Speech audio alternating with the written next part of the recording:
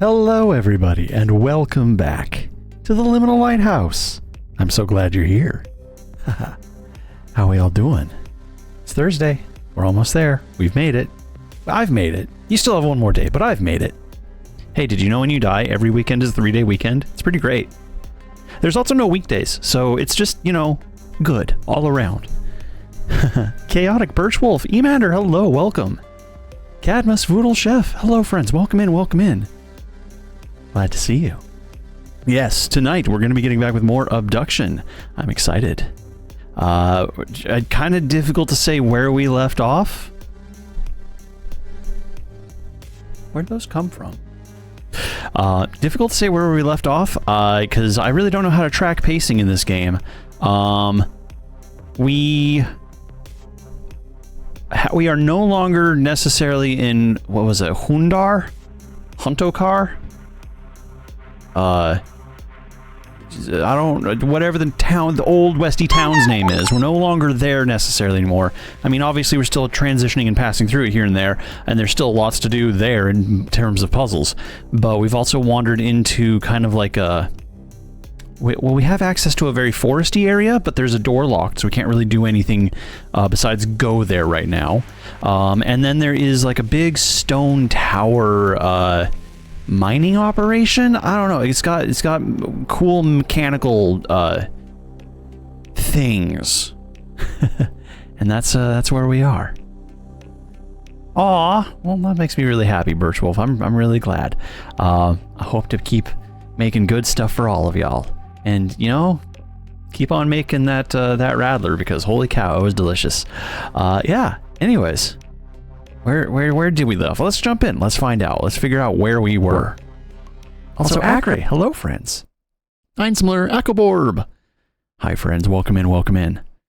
Cool mechanical things is 100% the most technical term that you could give the cool mechanical thing that does seem to be harvesting an asteroid or the planet.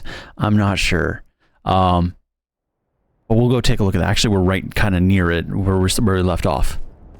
There's also these creatures, which a lot of people are saying look a lot like the forgive me, I don't actually remember what they're called because I haven't played that game yet. Oh yeah, I forgot. Space does not jump, space instead takes pictures. Series is false, hello, welcome. This is Obduction. It's not a newer game. It's actually a decade old now that we think about it. Oh boy, 2016 is a decade was a decade ago. But yeah, that's where we are with this. We can use that to teleport, but we kind of use that to teleport back here, at least for the moment. I know, right?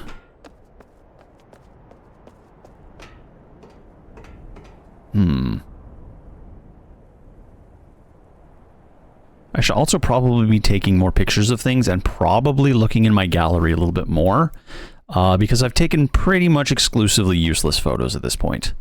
So yeah, we don't need that. Delete. Don't need that. Delete. Don't need that. Delete.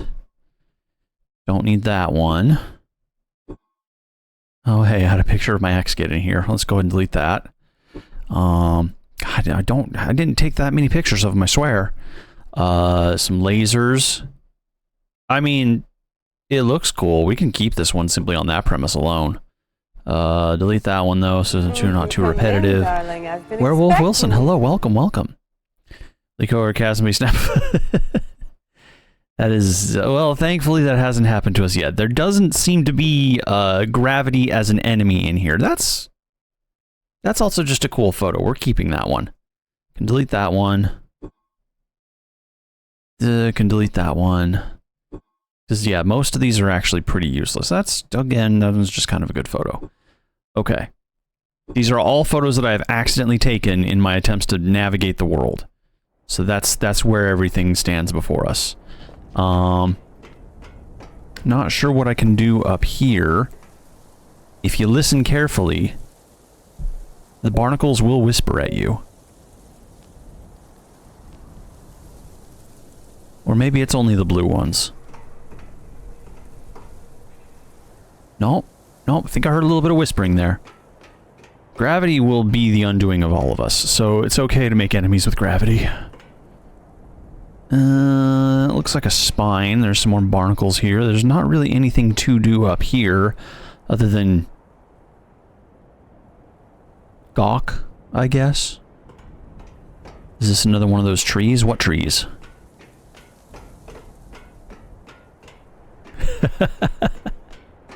Well, you gotta learn to listen to the barnacles. The blue barnacles speak only lies. The red barnacles, they do not talk as much, but they only whisper truths. Red one's from the start of the game. Oh. Like the one that nurtures the village? Did I just not notice that anywhere? Where's the red tree? Where'd you... Oh my gosh, it is. I didn't even know. I wasn't even paying attention to that. Hornroth. Well, we can't quite get to it from here, at least not from what it looks like. But we'll go up here and we'll check out the really cool machine. Right after I stare at paint? Leaves? I'm not sure.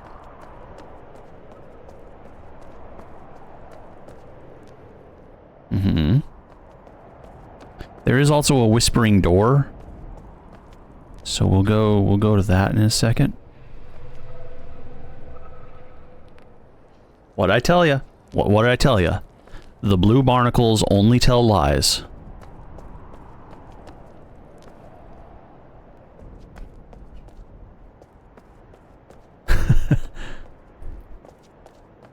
Or we could take it like another direction where maybe I'm just like a grungy hippie type, but like more oceanic rather than flower child. I grew up listening to the barnacles, not smelling the flowers. They whisper. They whisper. They're doing it right now. Have we been over here?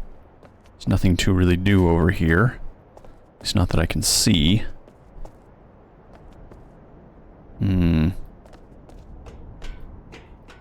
Actually, I definitely don't think we've been here. I thought there would be, like, more interactions to get over here, but there doesn't even seem to be anything here in the first place. Beyond chains that disappear into the white void. Yeah, but like a beach hippie's kind of like a normal hippie. That's just like a Californian, you know? Like a classic Californian, like... kind of go like gnarly and tubular, dude. I'm talking more of just like peace and love, but like more ready to talk about starfish. Oh, by the way, yes, here's the mechanical thing. Let's go ahead and get it going again. Righteous man.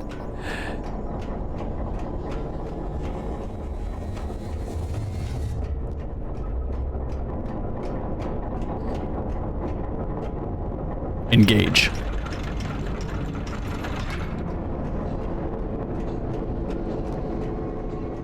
The machine whirs and grinds and whistles. And that looks like it needs to engage somehow, but I'm not, because it's not clamping down, right? Like, what do I gotta do to make that thing clamp down? There's gotta be another mechanic here. I mean, it's definitely not this. That's a whole other level of grungy hippie.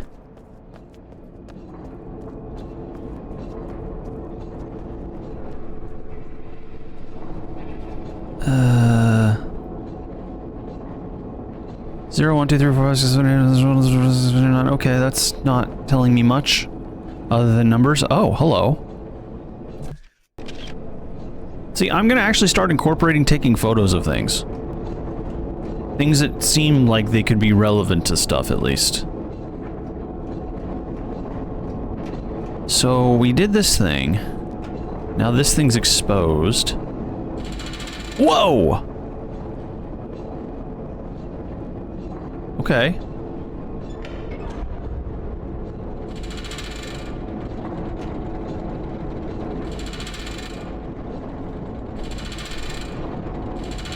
we got one clamp.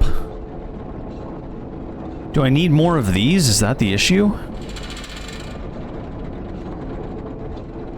Okay, regardless, we got this thing out here going. That wasn't going a second ago. Yippee.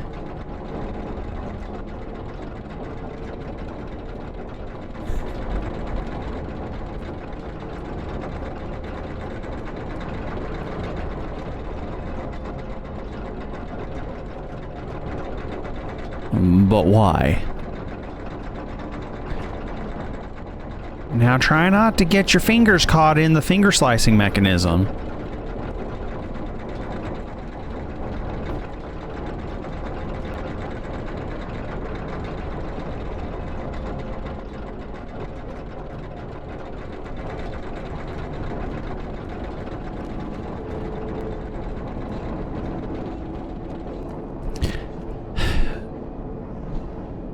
Okay, I just got hit with, like, a deep memory.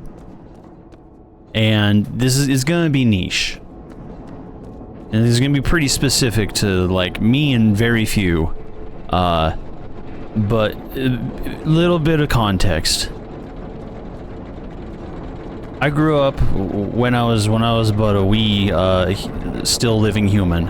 I grew up around horses. Family loved them. Had several, would buy, sell, trade horses constantly all throughout my life. And there's a device called a walker.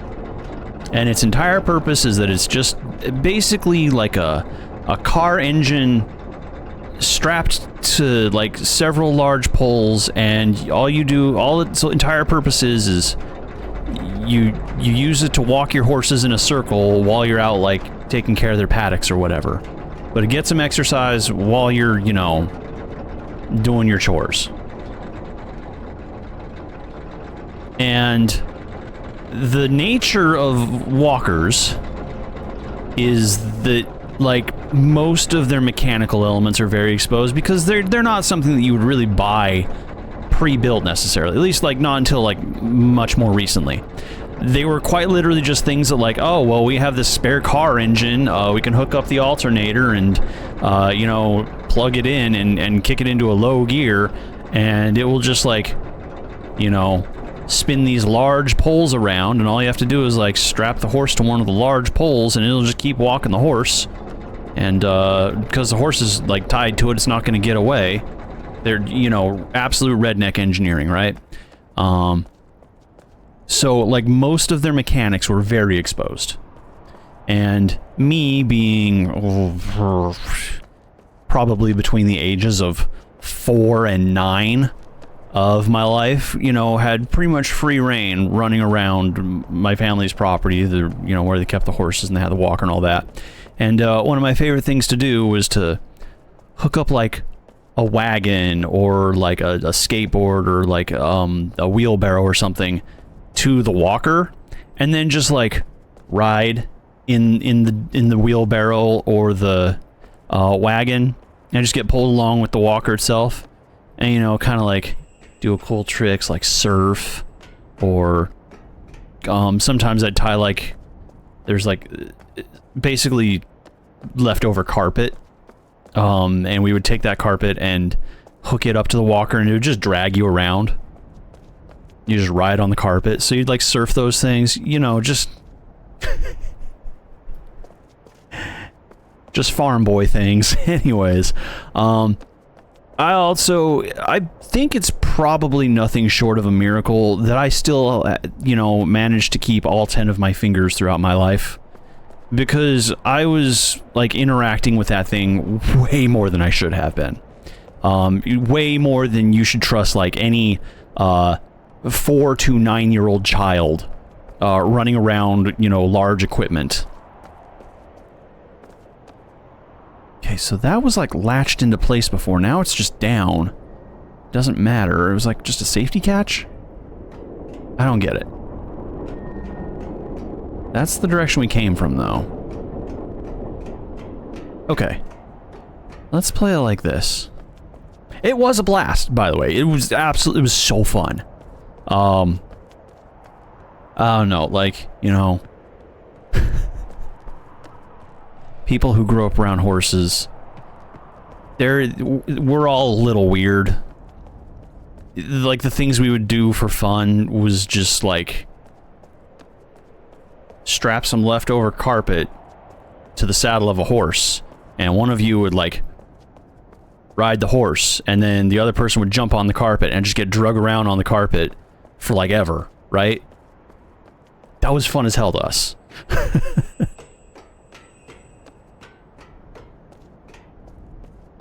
It's a genuine miracle I haven't, like, broken a bone. I did break my nose, but, like, that was on a trampoline. That doesn't count. I told you, it was a very specific memory, like, tied to a very specific genre of person, how you grew up. But yeah, anyways, seeing all this, like, exposed machinery and, like, gears and pistons and stuff just, like, working, just kind of, like, brought that back to me.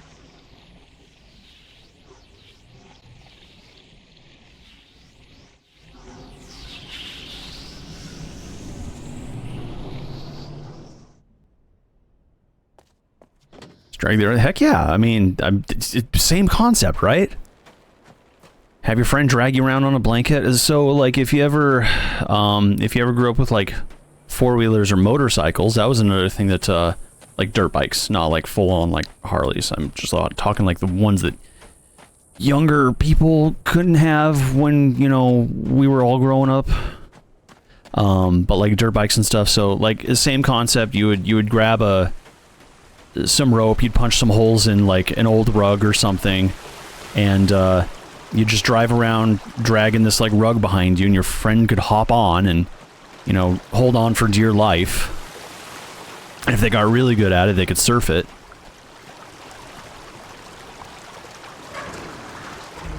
Did that with four-wheelers too, huh? Not the direction I meant for that to go. I still don't know how to get out of there. Well, shoot. No, there's got to be a way to undo this, because, like, you'd be able to accidentally lock yourself out of the game pretty early if you just could do that. What?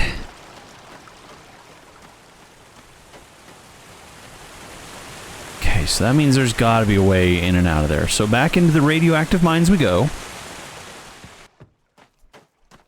At this point, I really am just kind of floundering for, like, what the next task is. I'll get there. I just have to, like, find the thread. And then that sweater is... That sweater will be so unraveled. You will never be able to wear that sweater again by the time I'm done with it. And this little shortcut here feels very useless. Only a little radiation. Zesty air. Okay, our laser wagon is over there. This guy can probably give us a hint. Ding dong. Knock knock. Sorry, Sirius, you've lost your sweater. It's in my hands now.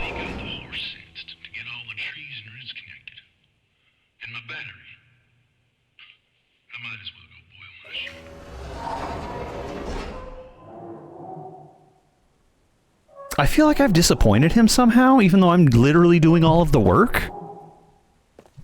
Something about the trees and his battery. Okay, I genuinely don't know where his battery is. It must be up here or something.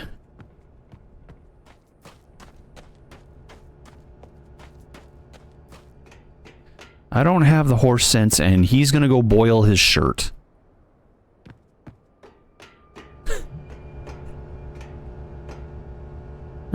Here's one of these things. Do we even play with this thing at all?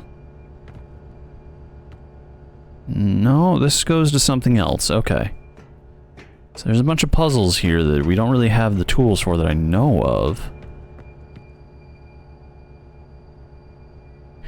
CW, please change Farley's lock code to secure the vault. Her address backwards should suffice.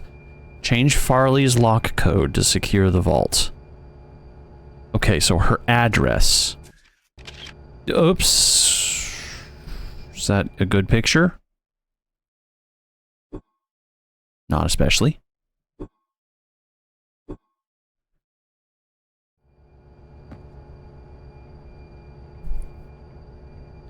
Lockdown list. Take a picture of that.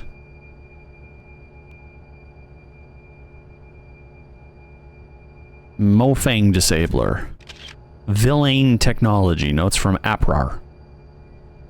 Or if you say it backwards, RARPA.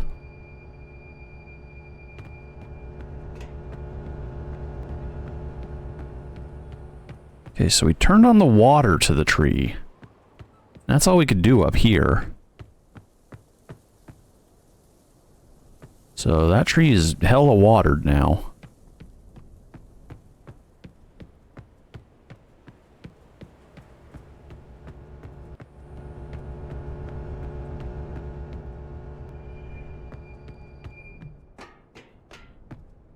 I could confess to you right now that if I'd actually played like the Myst games or had this game when I was much younger, whoa, I would have spent so much time. I would have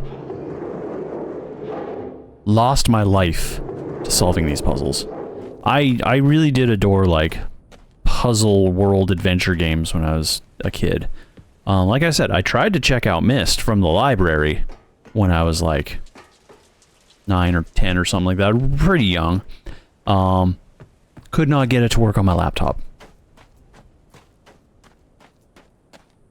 Granted, again, it was a Windows, was it Windows? I think it was, yeah, my first laptop was a Windows 2000, and it was a hunk of junk. It was a hand-me-down. So I like gave it to my parents and said I didn't want it, etc., etc., because I couldn't like do anything on it. I couldn't play games on it. That's the truth. I couldn't play games on it. But I told them like, no, I can't even do homework on it. It's not great. So they said, okay, well, sell it on eBay. So I sold it on eBay, and I bought a Windows ME laptop because I didn't know what I was doing. So I just flipped around and got a Windows ME laptop instead. But for whatever reason, that laptop was infinitely better. And it was great. So wherein everybody like hated Windows ME at the time, I was having the time of my life. It was great. It was wonderful. I was... I also, like... My friend had a like, plug-in modem that they weren't using anymore. And... for whatever reason, I was able to get it working. I don't even know how I got internet through it. I genuinely don't. Like, were they still paying the bill? I don't know. All I know is that I had internet on like an old Earthlink 56 kilobyte modem. Let's go this way, since we've got to go to the house anyways.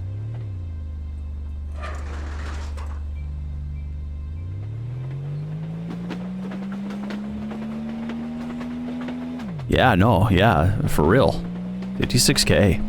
I remember like the 24 and the 32 like K modems too. Like every time like a new modem would come out, it was a big deal. But like I would sneak onto the internet at like 2 in the morning when I absolutely should have been getting ready for middle school or sleeping before middle school. And like playing internet games and stuff like that, and I don't think I ever tried to install Myst on it, sadly. Like, that ship came and passed, and I don't think I ever got a copy of Myst again after that. So I just never did get to play. But it's definitely where I discovered, like, the world of freeware games and you know, Flash games and Newgrounds and... Hang on.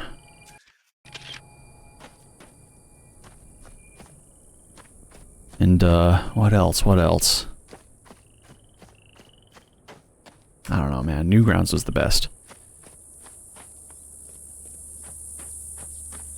I remember, like, I would set it I would set it up to download like a video or something on Newgrounds. And because it's still like a 56K modem, and you know, some of those videos they have to load in full, and they were what, like 4 to 8 megabytes each. So I'd set it up, and like I'd have to wait a half hour just to get like the next episode of More Like Blue to download or whatever.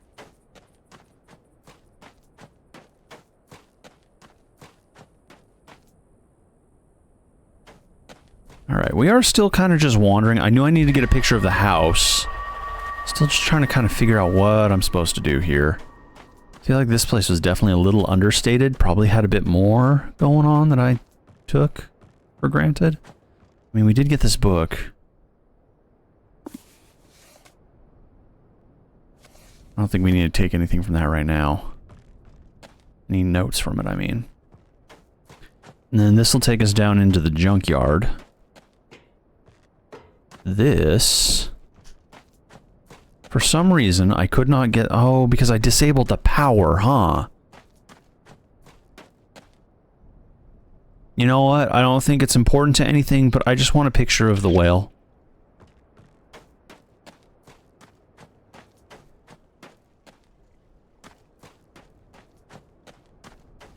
But I really do, like...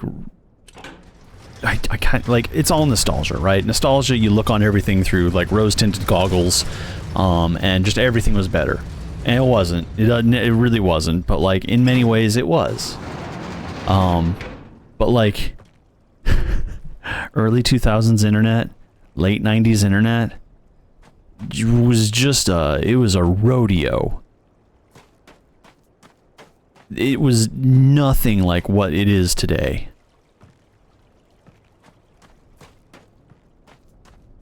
And while, like, there was so much that just wasn't accessible simply because, like, really old HTML languages, really old, like... I mean, making your first website and learning HTML for it, that was an experience. I remember when CSS came to DeviantArt and, like, people were losing their minds that you could have a specific box, just a box, not your whole page, where you could have, like, custom images and a custom mouse just in a little box on DeviantArt. And people were learning CSS because it was just... Don't scare me like that. Oh, what's this? Oil sale, only 15 cents. Moola Cola, 5 cents. Not that important. Okay. I do have a feeling this is going to be important at some point, but I don't know when.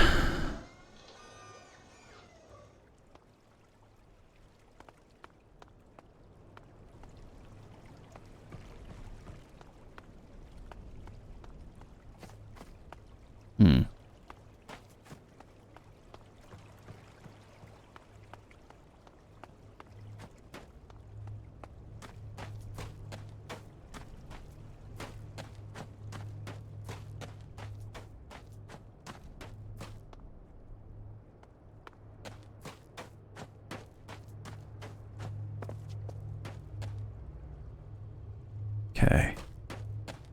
Still don't really know what's going on here.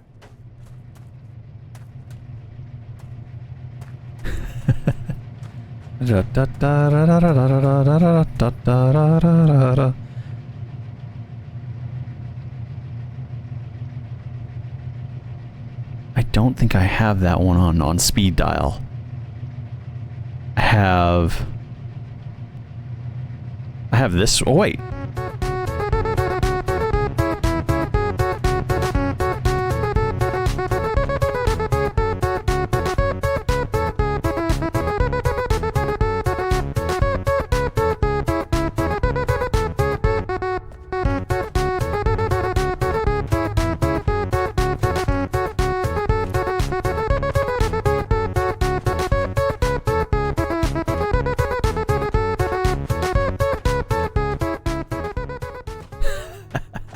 I did have that one on speed dial.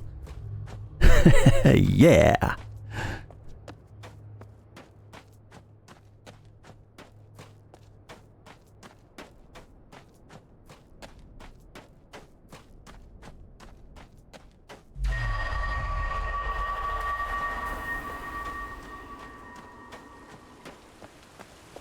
I do feel like a lot of the conversation that is happening with the internet today is a lot of the same, like, war that was going on back in, like, the 2000s and early 2010s of just, like, dominance and control and, you know, who should be the one to decide what. It's a space that, you know, the world shares. It doesn't belong to any one nation. And then, like, you know, it really started to get homogenized into just a handful of companies that were, you know, declared loyalty to one specific nation. And the rest of the world just has to abide by it.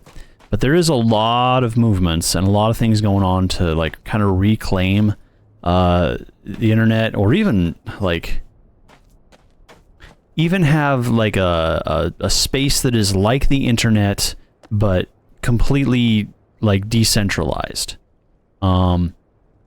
It's very, very in its infancy stages right now. I'm not talking about the Fediverse. I'm talking about Meshtastic and, like, mesh networking. That's a really cool one. Right now, basically, it's limited to, like, well, we got IRC chats, and you can share some pictures and some really small files. Basically, you're just relying on, like, a whole bunch of devices just being, like, scattered around and able to at least get signal to each other. But, like, mesh networking is a really cool concept. And it is something that, like, if we can... I don't want to say invest more into the infrastructure, because that's not right. If we can kind of bring more awareness and get more participation in it, then it can only kind of go up. And it's so decentralized that, like, it's pretty much impossible for...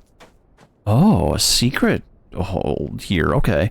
Pretty much impossible for, like, any one entity to take control of it. What? I swear this was somewhere else. I swear I went through... Oh, I think I know... Okay, I went through a different one.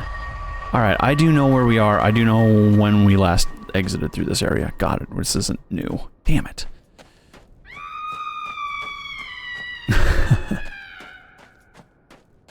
But, yeah, I'm not even saying specifically for Meshtastic, because that's just, like, kind of one loose organization that's kinda spearheading it. But, like, you don't even need Meshtastic. Like, there are multiple different, like, signals? Protocols? I think protocol is probably the best term that you could connect to instead. But, like, if there's more participation in it, and there's more devices connected to it, then there's the ability to have more bandwidth, which means, you know, larger ability to transfer files and even store things if you have, like, dedicated base stations, right? Which does mean that you can, and we're, like, kind of on the cusp of creating an entirely decentralized internet.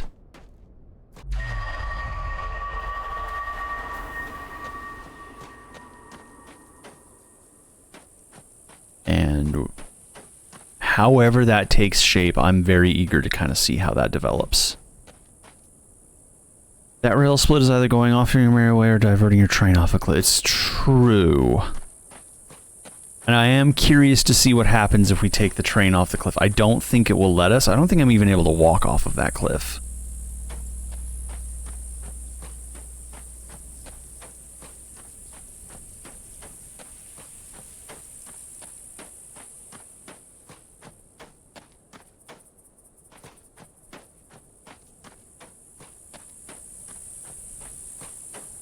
I feel like I'm beginning my young wizard phase. I've de-Googled, I've de-Microsoft. I am learning Linux in a more for real capacity. Yeah, I have, you know, Bazite on this my gaming machine, and it's perfect, and it's like perfect for what I need for this gaming machine. And now I have a laptop that its whole thing is exclusively so I can learn, like, Arch Linux and, like, more intensive, like, Linux operations. What is your purpose?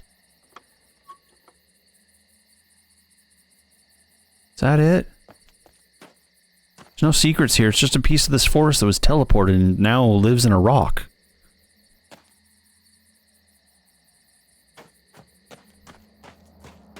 But as I'm learning more about, like, you know, I guess, independent web movements and independent, like, free open source stuff, it's really, really difficult to even want to use stuff that isn't. The last two big things that is really difficult to not use is Google Maps and YouTube. And at this point, I think I'm actually fairly largely separated from YouTube. I don't need it. I mean, obviously there's still channels and stuff I'll tune into and use, but like, I don't even have, on my personal device, I'm not even logged into it anymore. I'll just join I'll queue up a random session every single time I want to use it.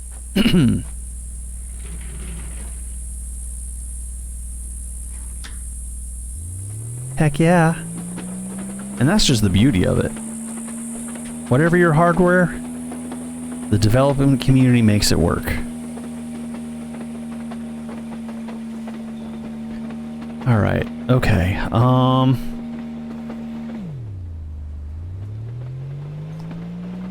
I think I'm gonna harass him a little bit more about, you know, this hint about this battery, because he's mentioned it twice, and I know he said it's nearby. But, like, I haven't found anything. I know where the tree is. I don't know how to get into the tree yet. He wants me to go into the tree to connect it somehow. But I don't know how, and I don't know why.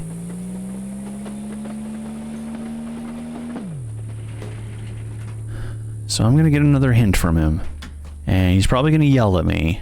And I'm gonna resent him for it, but I need the help. I need to know what he wants from me.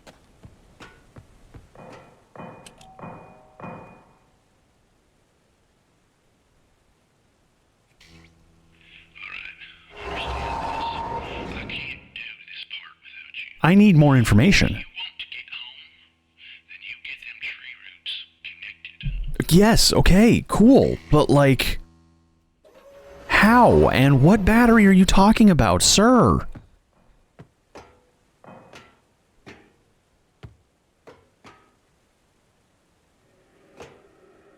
All right. Chat, I'm turning to you. People who have played Obduction before, people who know what to do next. Push me in the correct direction. I don't know what I'm doing wrong. That doesn't work anymore. Said something about a battery. And then getting the tree roots to work. So let's go. I'll go in the direction of the tree roots for now, but yes, please shed some light. Tell me. Give me a generous hint as to what exactly I'm supposed to do next so I can get this sweater unraveled.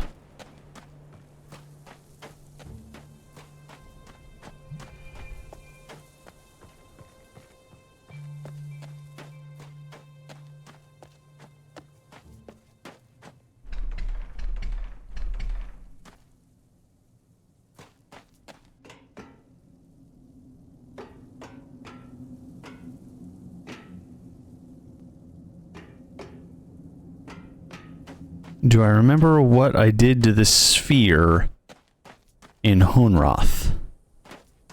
The outer bubble, the shield, or the rotating sphere on the other side of this wall that I now can't get to because I blocked myself off. Gosh darn it, I have to go and figure out how to get back there. The big shield sphere.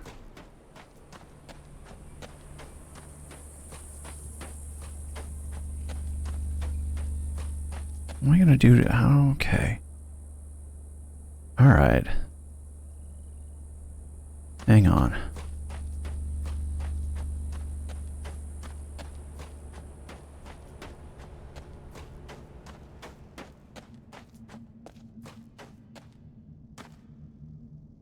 mean, I can always... Teleport this again, right?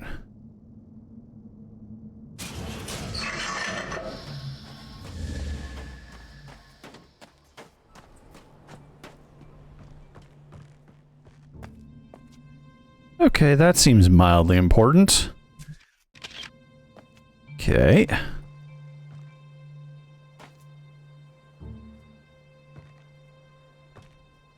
And see, now I'm paranoid about this. This seems important too. 973AA. Everything's a hint, isn't it? Everything is a hint.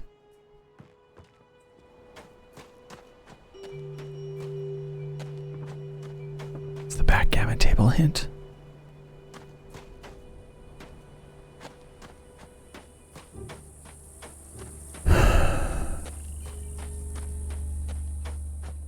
Okay. I feel like you're talking about the big sphere over there. I need to rotate that? You're right. You are right, Nujart. That is correct. It could be the backwards way.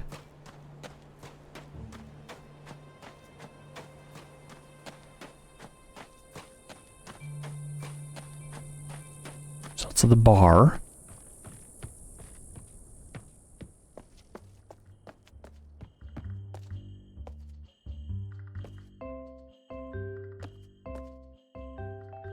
Dania County Airport. A51. Amazing how these batteries are still just going. Well, this looks familiar.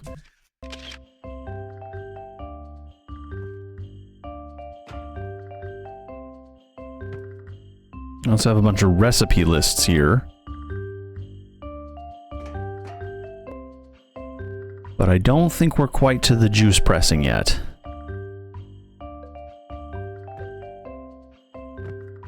That might be coming up, though.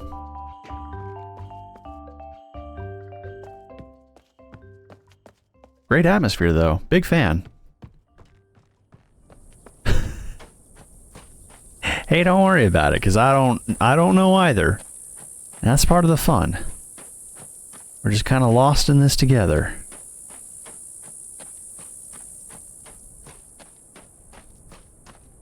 Okay, I'm hoping this kicks me out back to where I want to go. But I don't think it's necessarily the correct way.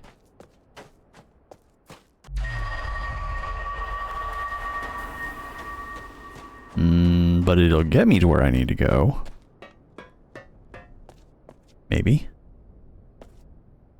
Okay, that connects that and that. The sphere. Actually, that's how we can get down to the sphere. The elevator. Well.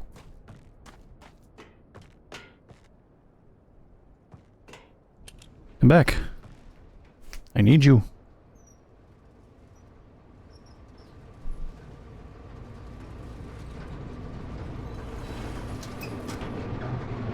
So I'm not completely blocked off from this direction. I just can't take the more convenient path anymore. Because I messed it up for myself. And who knows, I might have actually made it easier for future me. We're gonna go with that. That's gonna be my line of logic. I was just prepping the path for future me. Can't help but look for items. Okay. Man, more nostalgia. Anybody ever been to a junkyard? Like, you know, a proper scrapyard. God, they're so fun. I loved like pick and pulls and like proper junkyards where just like find the weirdest things, completely weather exposed for way too long.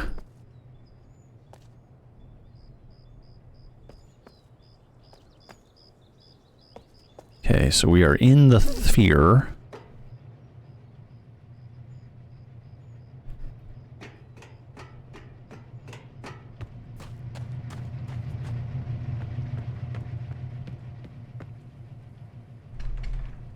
I have a very distinct memory tied to a junkyard from when I was younger and growing up. The checkout stand at the junkyard had pop rocks. I'd never had pop rocks before.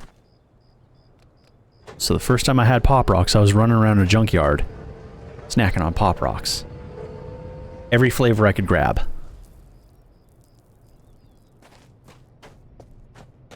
Okay, the purpose of this is... Well, this is now just easier to get into and out of from this angle, but like...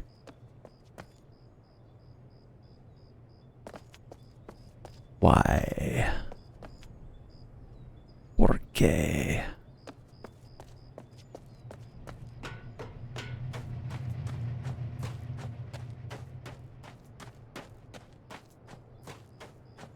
We have rotated the sphere.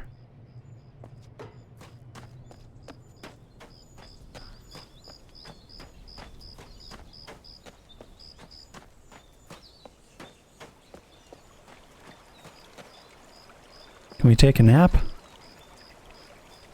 Is that an option? Why is this important?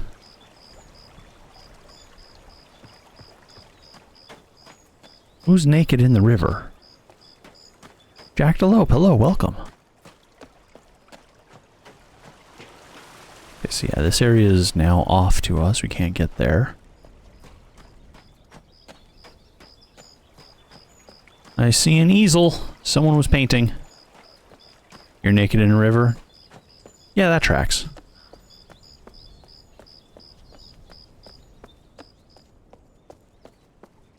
Ain't nothing wrong with that. Okay, so I can't go that way either, because that's... Well, I could do this. Never mind, can't do that.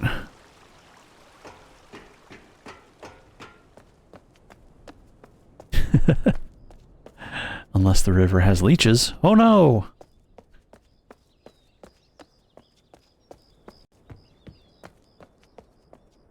Okay, this one had 6, right? Was this was the 6-digit thingy.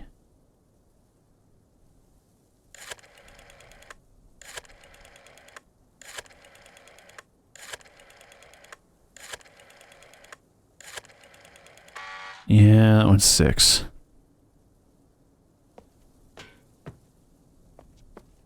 So I don't know what to do about this.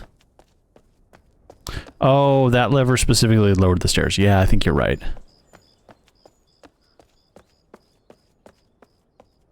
Hey, you never know.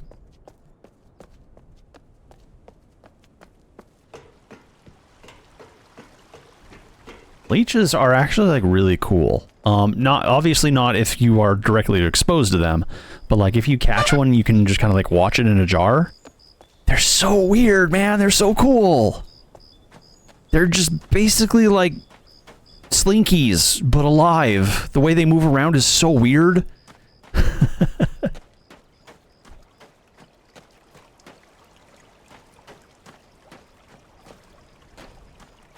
remember catching a rainbow trout, and it had like just a single leech in its lung.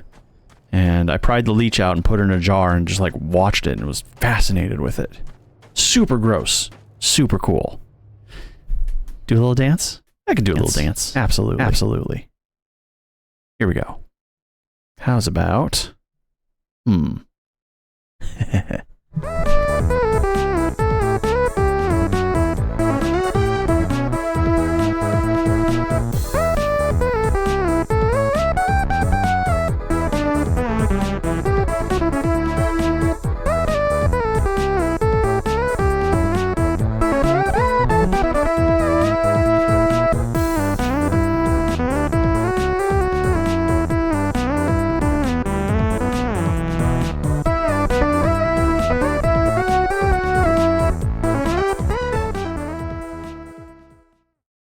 All right.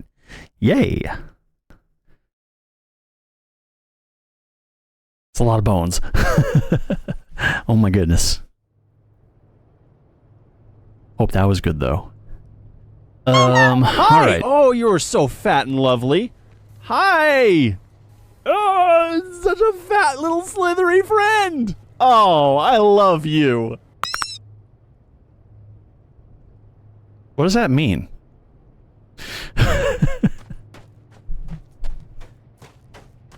The ancient tongue has been spoken. I am unsettled. They're just throwing everything at me right now, aren't they?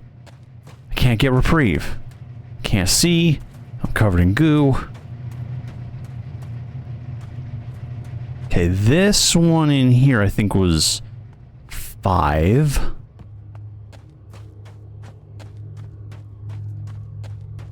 Did you hear about the leeches? I mean, I guess a leech could be a fat little slithery friend if you wanted it to be. That one's only 4. Oh my god. Okay, well, hang on. No, I didn't want to take a picture of it. I want to look through my photos. Nope,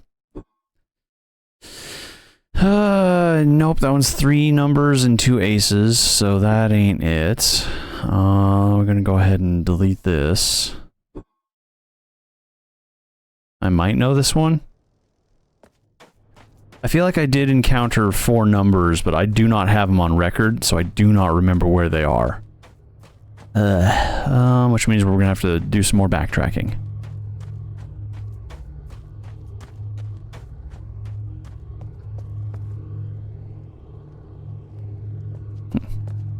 It's fine. It's fine. It's whatever.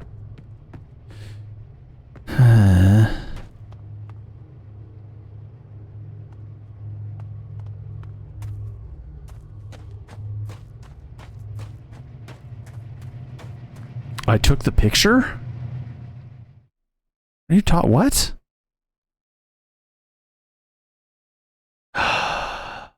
Oh! That one is 4 numbers. Nice. But unfortunately, cliffhanger. At least for a few minutes, because, you know, ads. Run away.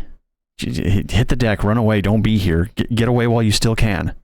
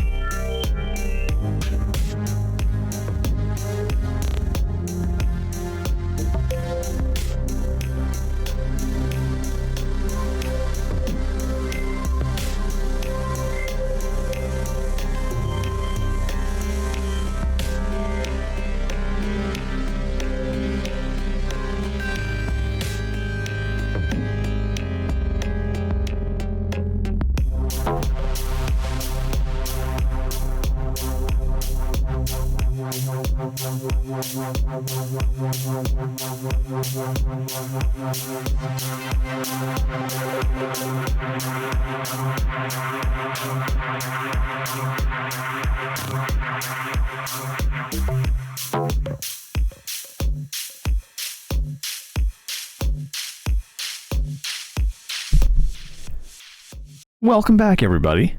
All right. Where we left off, it was revealed to me that I did in fact have a code, and it was 1436, and that should be all it takes to get into... Can I have my mouse back, please? Thank you. That should be all it takes to get back into this area back here. 1436, 1436. Not 1346, but 1436. Also, hi, Fo. Welcome. 1436.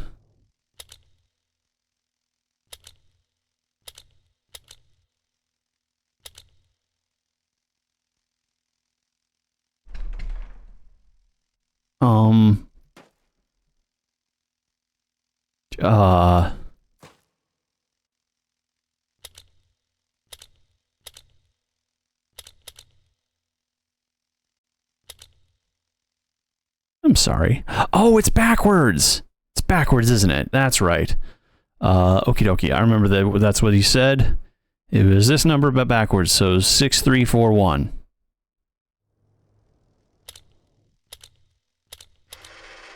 My memory's somewhat good. Clack. Hello? Knock knock. Anybody home? Got some braces holding your house up. Another one of these. Okay, so we see like 3 different versions of this picture now.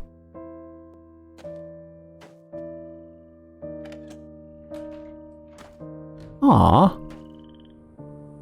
Alright, cool.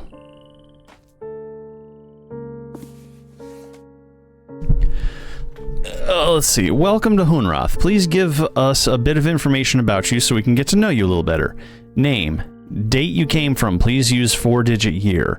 Can I fill this out? I can't fill this out. Where you came from. Country and city. Circumstances under which you were taken. Please note any dangers you noticed. Emptied and filed. 12,000, 3,000, 15,000.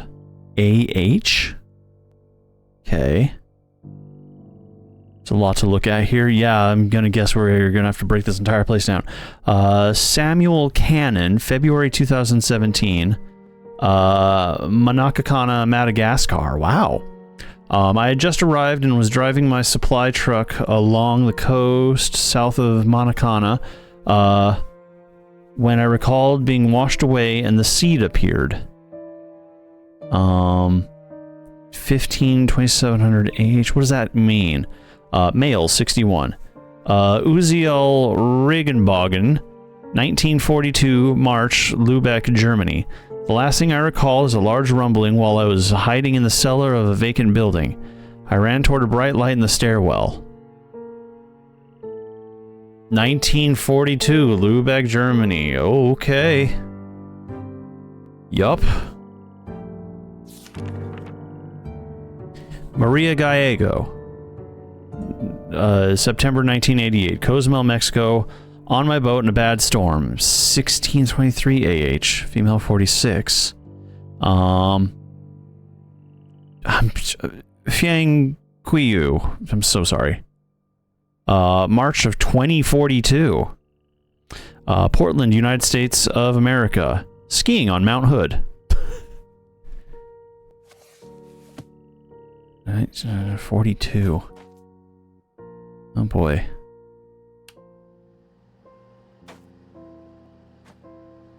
Are we going to be able to put slides in front of this and overlay that? CW shop battery. So this is a big battery. That's what he's talking about. Is that thing next to him is a big battery? Okay.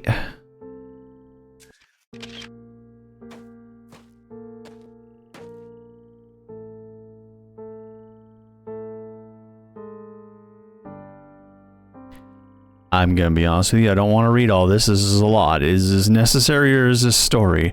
I shall document the curious events that have transpired with myself, my family, friends, and co-workers.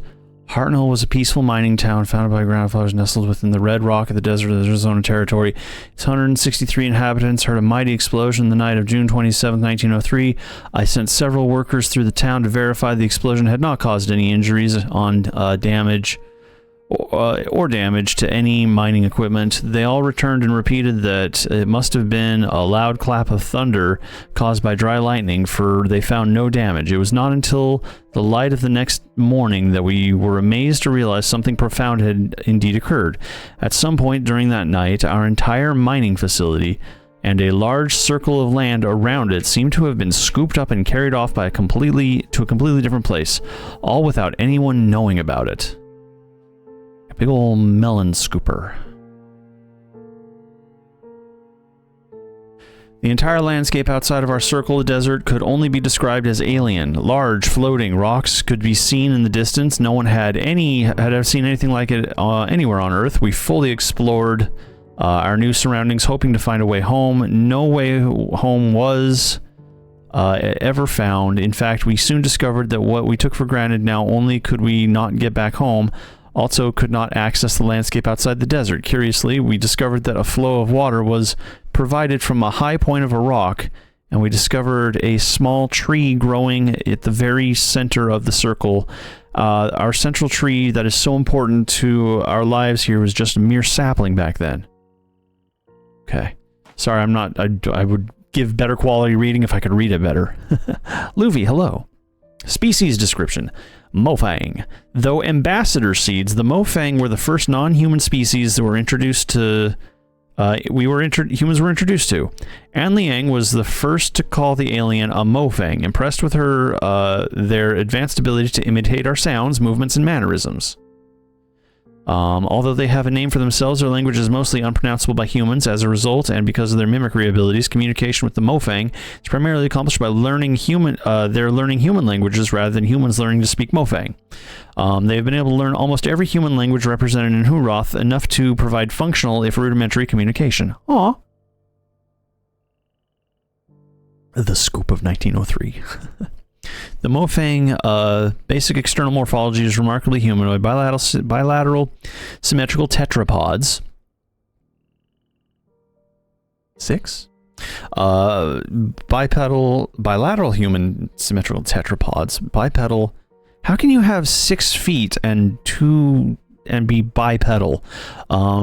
Heads with anterior facial features, mouth, eyes, nostrils. Other external features. Tetra is 4. Okay, well, how can you be bipedal with 4?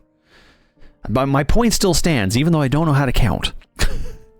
Other external features include minimal body hair and raised dorsal protrusions. Constitution is somewhat frail due to apparently their thin and lightweight internal structure, but internal investigation has not been possible. They have ample cranial space to account for a substantial brain, and their intelligence is impressive as evidenced by their advanced technology. Oh, 2 arms, 2 legs. Well, fine. But that's... I guess tetrapod. Okay, fine. Yeah, but I think foot. You know? Like, because POTUS, it means feet and stuff. Anyways, not worried about it. So that's what they look like. Awry. After a certain level of maturity and health of the tree, a passage opened up at its base. The passage allowed contact with 2 additional species. The first contact was with the Awry. The first contact revealed the Awry to be large beetle-like insects. They were unable to communicate directly with them in any way, but they appeared to have some rudimentary level of intelligence. It was Lauren Toth who made the first journey through the heart to Kaptar and named both the New World and the inhabitants. The Awry have 3 distinct variants that have come to be referred to as barnacle, beetle, and polyarch, or arc. Although their morphology is dramatically different from human, their internal system, like those of our neighbors, is supported by similar atmosphere composition and basic nutrients. This is the exposition dump, yes. In their barnacle stage, the Awry are completely immobile. The Awry... Oh, that's why they whisper. The Uri stay in this egg-like development state seemingly indefinitely. In order to hatch, they must be in proximity of a polyarch and fertilized by the beetles after a certain stage of maturity. The beetles are the eyes and ears and hands and feet. With only minimal nervous system of their own, they are essentially sensory extensions of the immobile polyarches. They are able to execute simple commands, but apparently have very little in the way of individual sentience. Interesting. Cute. The Uri polyarches are the intelligence conscious species. Although it was obvious that there was intelligence behind the species, it wasn't until Carolyn Farley began spending large amounts of time in close proximity that deeper communication began. With a room nearby, Farley was the first to communicate non-verbally and learn much about the species, including some of the historical information. The Uri species survived in their world, while several other sentient species came and went. Among them, an ancient species who formed a deeper relationship with the Uri, carving temples and dwellings for them in the rocks. Later, a more recent species took over much of their homeworld. This latter species was essentially adept at mechanical construction, using it mostly to capture and process large flying creatures, using the beetles as bait. Frick. Villain. The final species to be discovered were the Villain. The Villain had been communicating with the Uri for many years through ambassador seeds, but became part of the larger community very shortly after the Uri. With larger and imposing frames and a form of communication based on complex multi-voice low-frequency rumble, the initial introductions were intimidating. After several attempts, Emily Vidal was able to begin some rudimentary communication, and they began visiting the Villain in Marais, which she named, on a regular basis. She discovered a complex and amazing society that was able to use their technology in unexpected ways. They had the ability to quickly transform their world using extruded structures based on some form of complex miniature substrate material.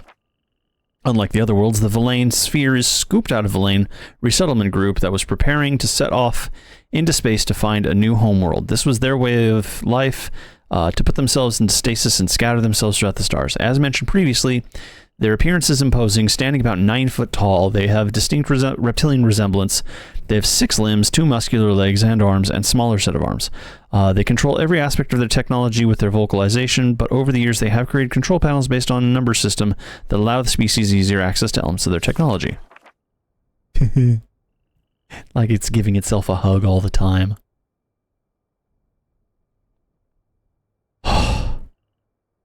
Words. Okay. Communication, talking with our neighbors. We take communication for granted, even with the varied languages we find here in Hunroth. But we suddenly find ourselves among other intelligent species who don't share our culture, history, DNA, or vocal cords, and it requires a huge amount of effort for the beginning of rudimentary chatting. This quick overview will set the stage for what to expect when communicating with our neighbors. Mofang. The Mofang were the first non-humans we met. At least some level of similar physical, vocal, generating abilities. They picked up human words quickly. The early mimicry resulted in what the species came to be called. Even though they were able to mimic single words and simple phrases, it became evident over the years that huge grammatical differences were not easily overcome. Some have proposed that the difficulty may have arisen because the Mofang insist on attempting to learn every human language, and as a result were never able to lock onto any consistent grammatical structure. Nevertheless, in spite of the rudimentary sentence construction, it has been very easy to communicate, and it has been unnecessary for us to learn their language beyond a few simple phrases and proper names. If you'd like to learn more about the communication, please contact Tam. The Villain have presented a particular communication challenge. From what we can gather, they produce sounds using 2 large reed-like structures inside opposite sides of their heads. The vibrations are channeled to resonance chambers in their skulls, where they are combined into a complex low-frequency dual tone. The low-frequency bitonal sounds are not only hard for humans to hear and resolve, but impossible for us to mimic. And the Villain's hearing is also oriented towards low frequencies, so they are unable to hear most of the sounds associated with human speech. Therefore, communication with the Villain has relied on technology. They have adapted consoles, which the Villain fluently control with vocalization, for use by other species. Over the years, some individuals of the species, including a few humans, have learned how to communicate very effectively using this method. Humans have been able to pick out some higher frequency characteristics of certain key Villain words over the years, and although we can't speak to them in a way that the Villains can understand, we are occasionally able to hear and recognize these words when spoken distinctly by the Villain. If you'd like to learn more about this, please contact Vito. Uri. None of the stages of Uri morphology have any vocalization apparatus because of the obvious synchronization of the barnacle flash and ability to provide the pawns to provide for the address needs of the polyarch. It was assumed the species could could communicate efficiently. It was not until Farley began to spend large amounts of time in the polyarch antechamber that the first clues of their communication became evident. After months of research, Farley began to have limited success with receiving some kind of simple messages that were coming from the polyarchs. It is apparent now that the polyarchs had been attempting to communicate the entire time, but they themselves had been experimenting with various channels until they finally got a response from Farley. After this breakthrough, the others were able to tune in and the polyarchs and learn to listen. Both the polyarchs and pawns have a simple organ that can sense human vocal frequency, enabling them to sense simple responses from humans. But over the years, Farley was able to learn to speak to the polyarchs via a related form of extrasensory transmission. Okay, and now we have a book.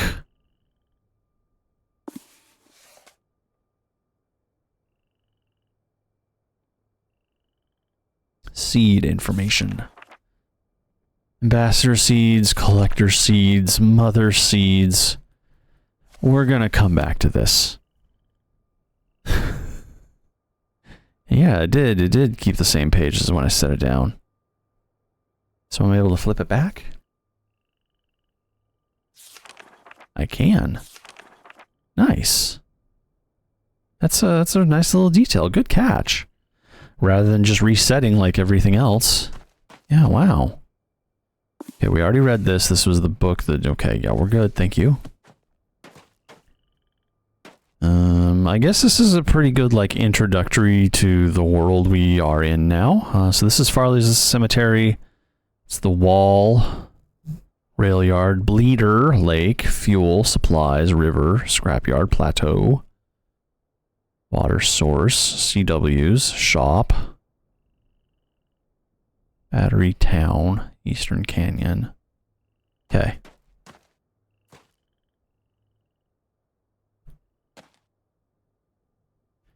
Nothing of inherent importance here yet. Koala. Hello. Oh, you are grungy, and you need to go through the washing machine.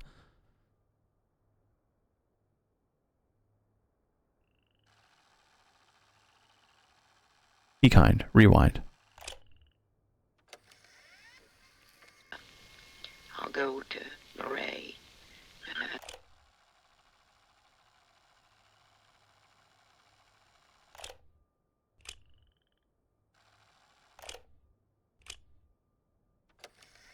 I'm glad the record button has been completely disabled.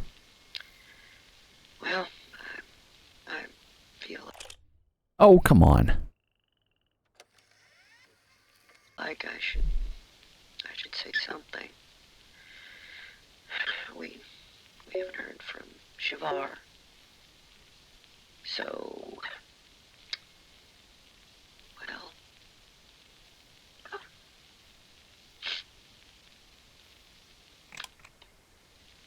well, should we assume that Shavar, well, that the attack is inevitable? We just don't know when. So, Shavar and her family, and others she trusts, I guess, well, they'll arrive when they can, without giving, like covertly.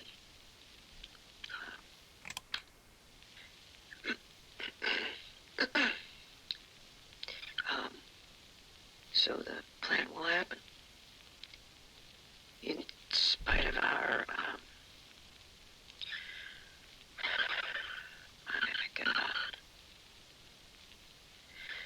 we're locking down as much as possible here and moving everybody out. CW will stay here, and I'll go to Murray at the last possible moment. Most are gone. There's just a few left here now. The mayor got out early. I don't even know why I'm recording this. It's like somehow we'll live on or something. I guess this has meaning if someone listens, but who? A new one? A new arriver. Hi, that's me. Oh, God, the kiosk out front. I need to update that message.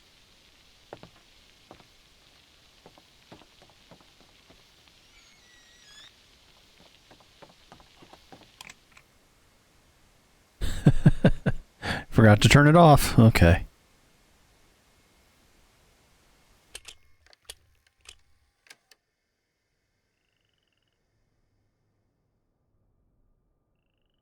Oh.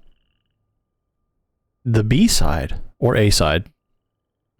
And we should just be able to play because that's how tapes work. We all lost everything. Everything but our stories. And they shouldn't be forgotten. I was 3. It was April of 1983. Cecil, it was 1870 for you. Sam and Vera, you tell it like it was yesterday, but it's been 62 years since you saw that blast of light. Is this the same as what we heard at the beginning? 'Cause I don't think it is. And that's where all of our news stories began, that light. It streaked across the sky, mesmerizing, but unknown. No, I think maybe it is. Some of you were alone, I wasn't. My dear grandma, God bless her, rejoiced as if it was some forebearer of good fortune. Vera, you said you recall smiling. None of us understood. But, well, we followed. Whether it was in the deep woods like Cecil or right outside town like Jane and Jenny, we were It's very similar, if not the same, yeah. to see more. Grandma lifted me from the carriage on the porch and walked into the yard so we could watch it unobstructed. Even in daylight, Joseph, you said it was gloriously bright. Much crunchier than that was, though. Spellbinding. And we all felt some kind of trepidation and yet attraction as we approached it, and it approached us.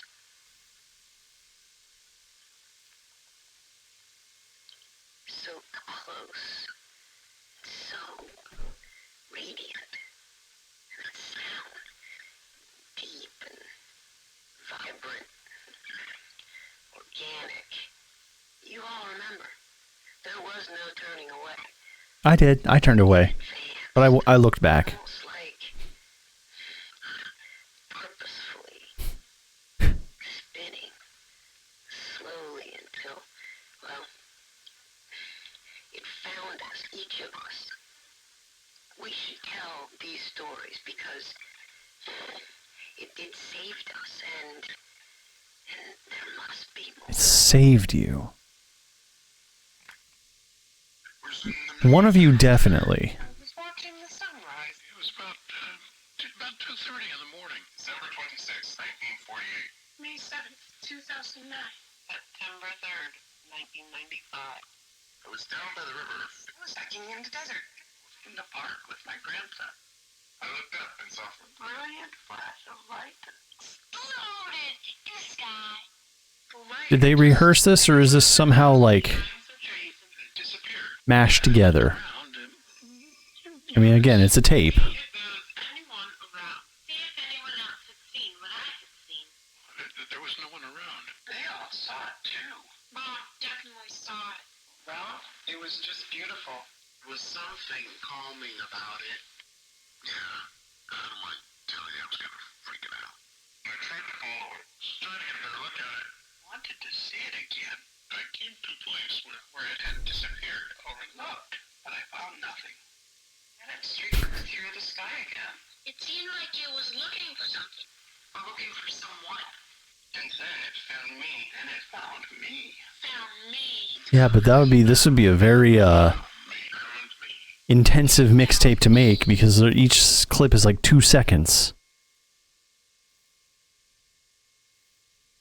Is that it? Is it done? I figured this would unclick. Didn't it unclick? Okay, it did. Okay. Well, alright. No, I was trying to go for, like, what that piece of trash was.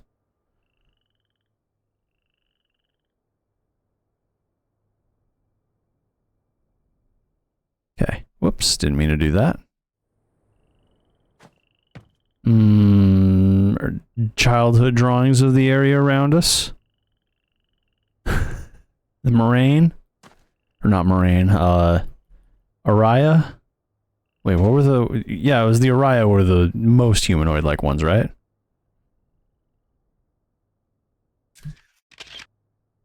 Okay.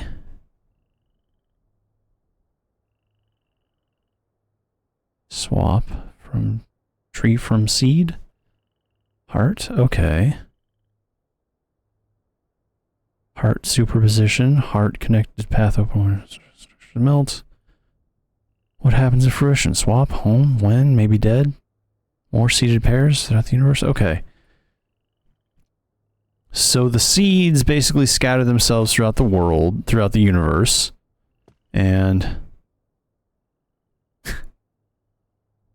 Aw. They scatter themselves throughout the universe. And end up creating, like, portals to this place.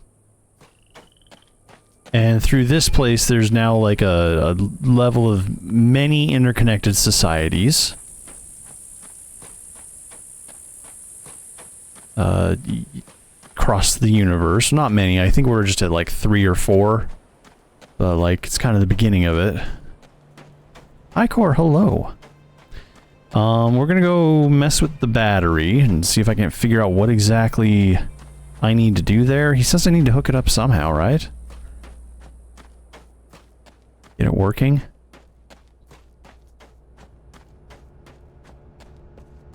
Trying to keep together. I also get that. In a more general sense, yeah. I don't know what you're specifically going through, but I'm rooting for you. Okay, connect.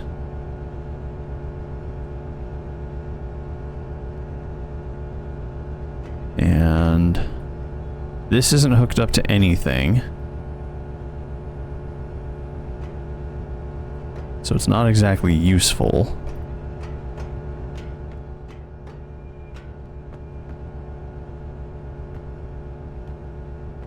Looks like there was a connection to something over there, but don't know what or how.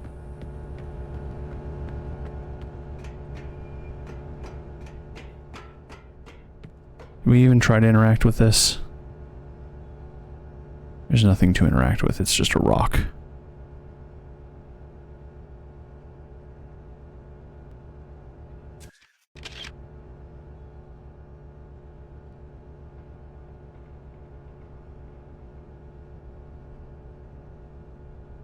Okay.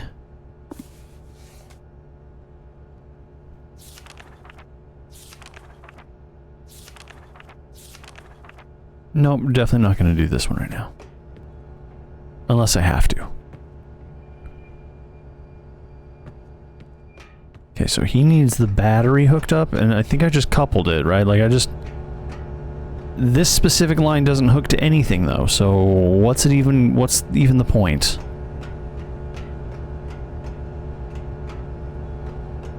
Or maybe this is just like an output, so that outputs one side and this outputs another? No, that just seems to actually hook to the machine itself.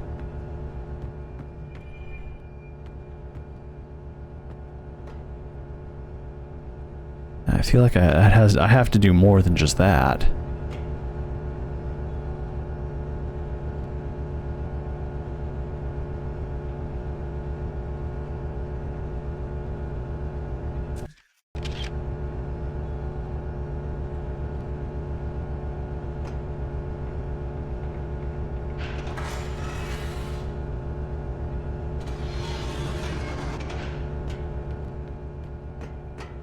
What does this couple to? What does it connect to? Maybe it is that simple, but like that... mechanically doesn't make sense, okay? It can't just work. Can't MacGuffin this. It's tactile.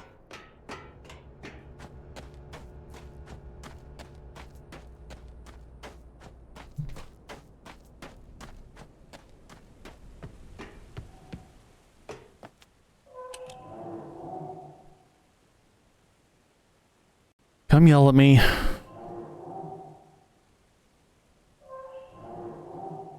Yuck. Todd Howard. Ugh.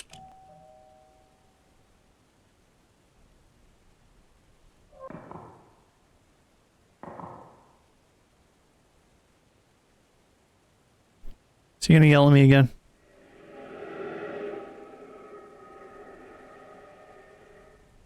That doesn't sound good.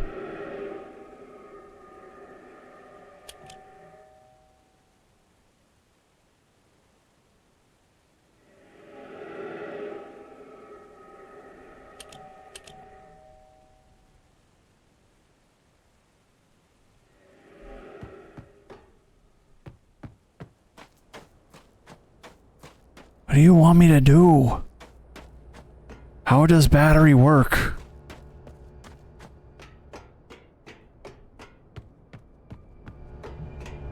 Do I have to laser something?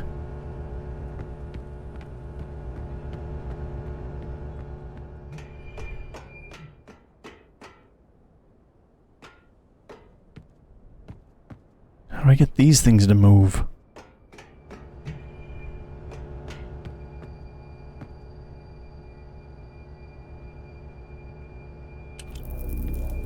Ugh.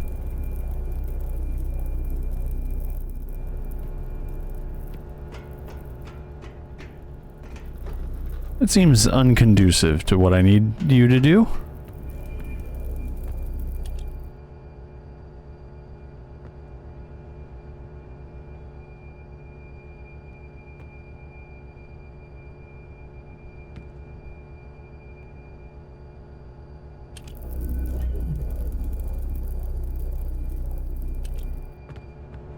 I broke it. Is that good or bad?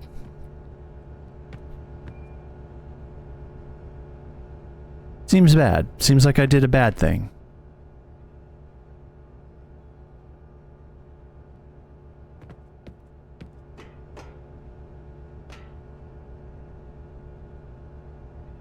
Can't pick any of those up.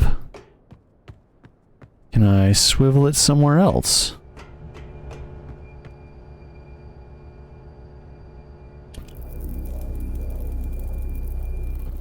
Huh.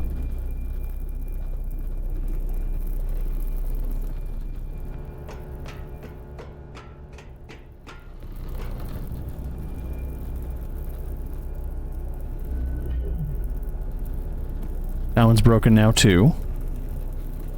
For whatever reason, I thought that would be a good idea. It's now also completely broken.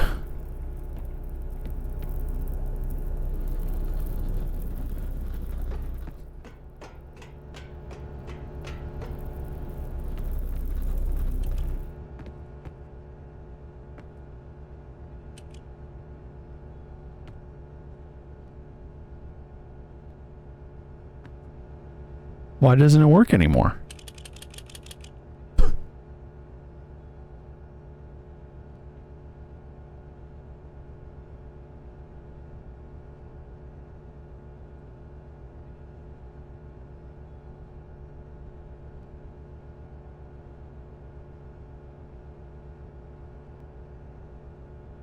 So the villains provided the lasers.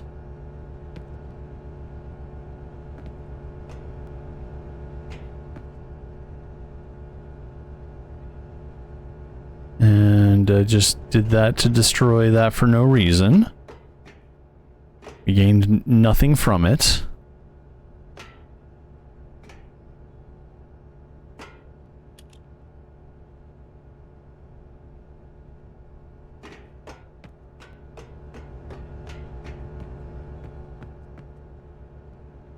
Why?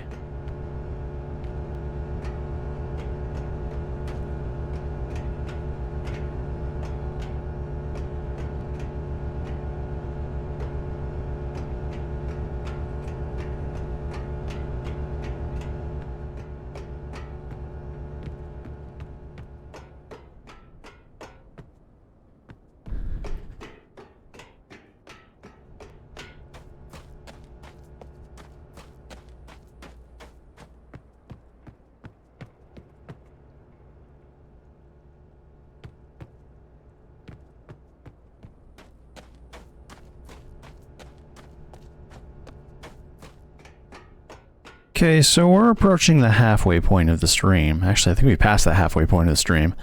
And I don't think I've really accomplished anything. So, chat, once again, I'm gonna look to you. If somebody wants to push me in the right direction. Like we did accomplish the exposition room. We've unlocked that. That was good. But beyond that, I know, right? We just need a mirror pointed at ourselves.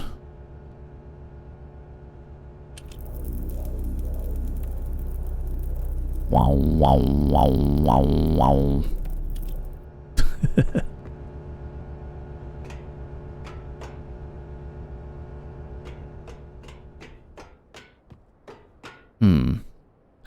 Next up would be in/related to the room with a hand of cards. Okay. There is the teleporter device thing in there. It might not be there anymore, I don't remember. There is one more thing to do in Farley's house. Okay, we'll go do that really quick, see if I can't find that.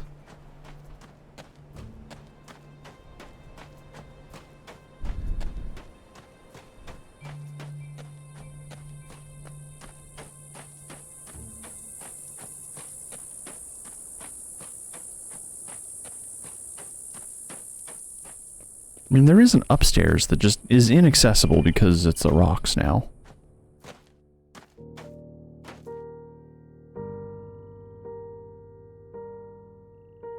Some doorknobs.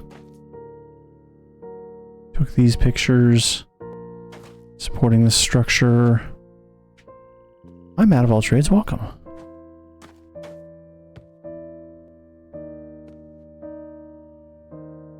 This is not clickable.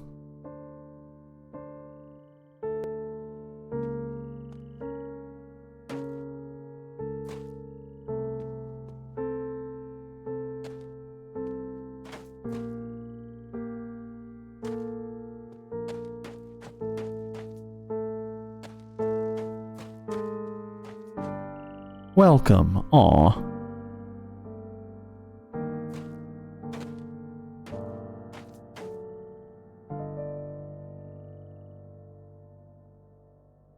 King 888. I think that's King 888.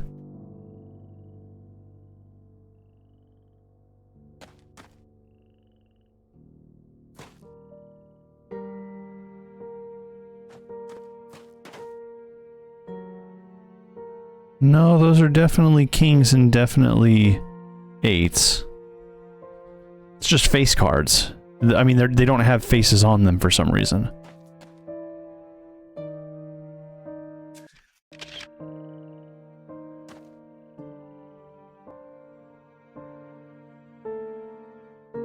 Is it the koala bear? Is the koala bear harboring secrets?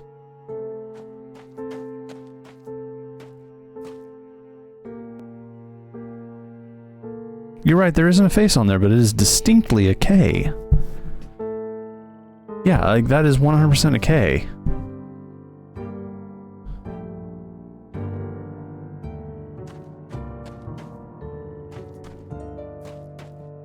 Okay, did I figure it out? Kind of. Oh.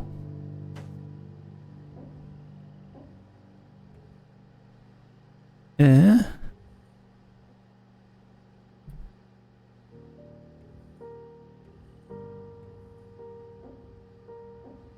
Ah.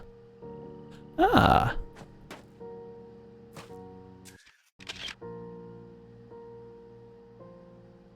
So that's the numbers. That's the number system.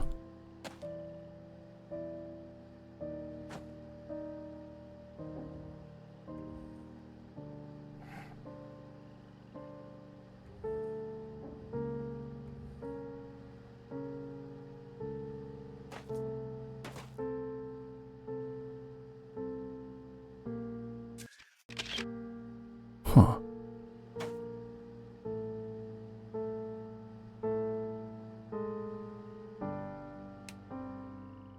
Okay.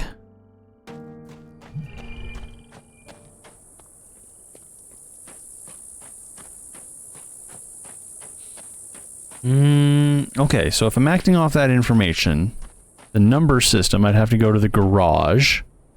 And the other one is circling something on the plateau above? That's the wall. It's the tree, it's the tower above it.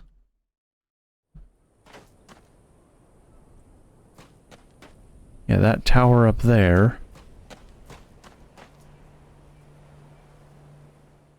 So, looking at it from that angle, we are standing here. It's somewhere up here on top of next to the tower? Whatever is circled at least. So like whatever this is maybe? Still have no way of getting in here. Looks like fans or turbines. I need to get air moving in order to get that door open. I don't know how to get down underground there yet.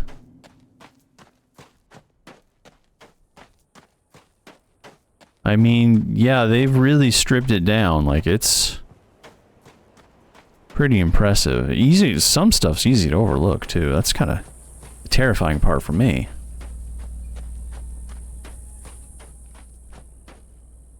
Okay. So, can't go that way. No, before we go anywhere, please, how do I solve the battery thing? Or is this all tangential to solving the battery thing? Because that's what he's yelling at me about it. Actually, he said, he's kind of hinting that the battery thing is optional, and I don't really want to leave that behind. It probably isn't optional, but he's kind of making it feel that way.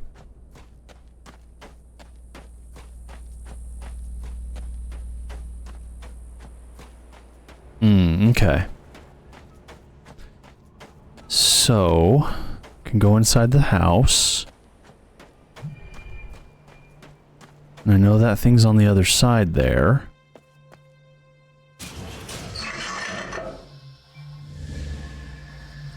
Oh, hang on. Hang on a second. I was able to activate it from both sides. Which means... Okay, I'm having a brain blast.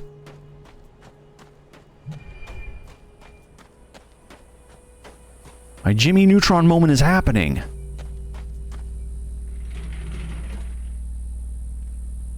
Those threads are in real danger now.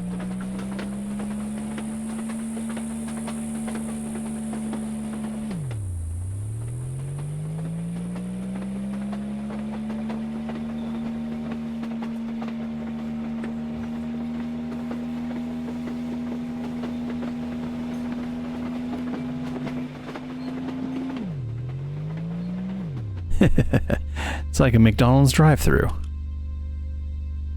Chunk.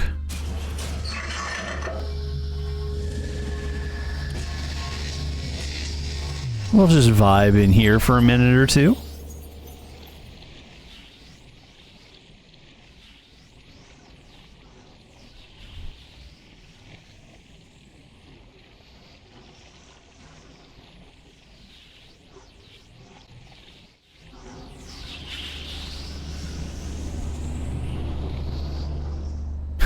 One MacGuffin, please.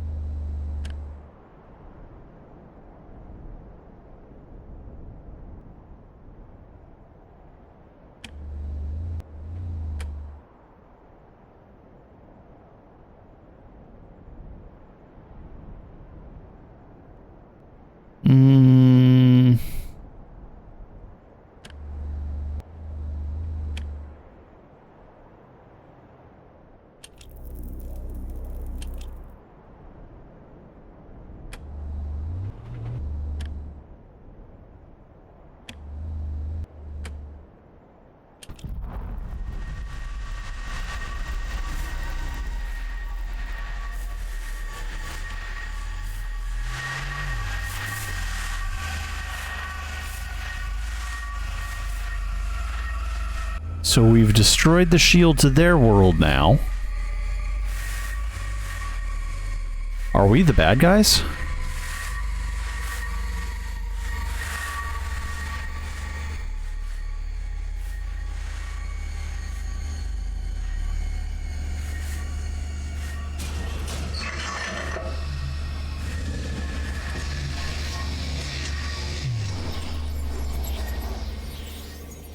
Yeah, and we're unraveling societies, and we've only been here a few hours.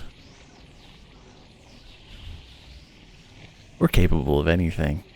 No matter how bad. We're good, but mostly bad.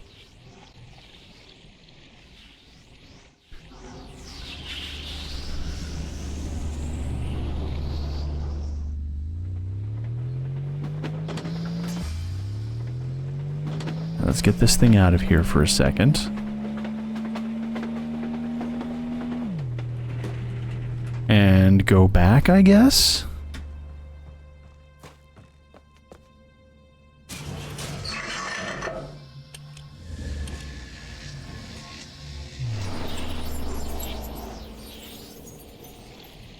I want to kind of see what I affected, what change state I created.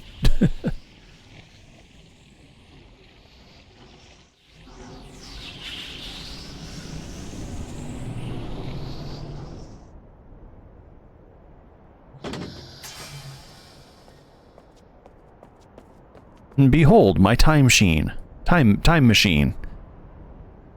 Time and relative dimensions in space machine. It's literally a ball of dirt. But it works. Was I able to go this way before and I just didn't? Oh my gosh, I was able to go this way before and I just didn't. Or was I? Is this new? I think this was accessible. I could have gone here.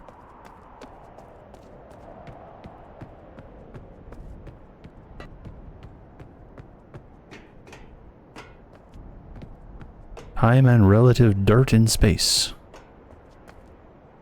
Okay. Somehow I feel like I don't want to be in this little area here. This is the world's most dangerous rotating door.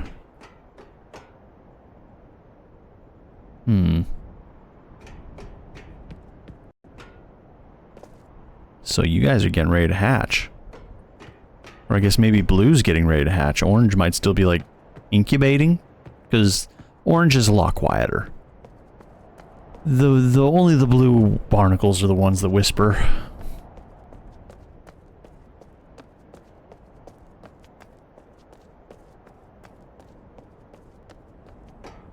Okay. Did I actually change anything? I mean, I had to have.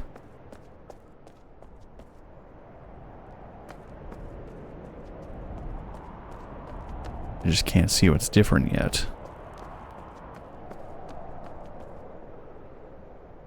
Huh.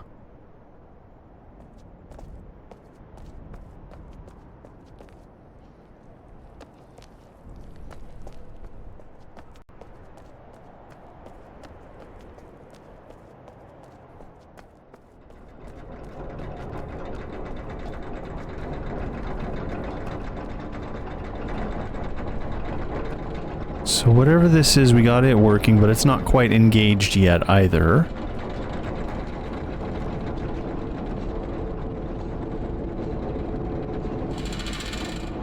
I can only turn this one on and off for some reason.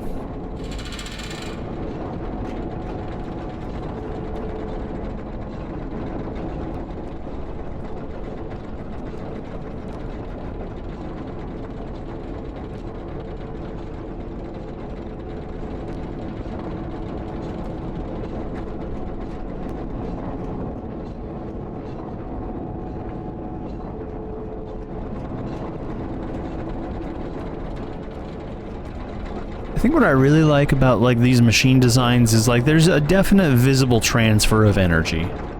Sure, the initial source of the energy is completely, like, obscure and we have no idea what it is, but, like, everything else you can kind of see, like, how mechanically it connects to itself.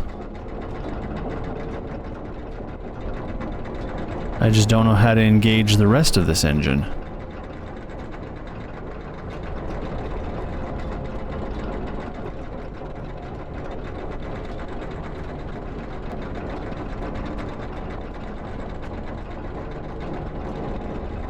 Do I dare go down here? No, there's not really anything down here for me to do right now.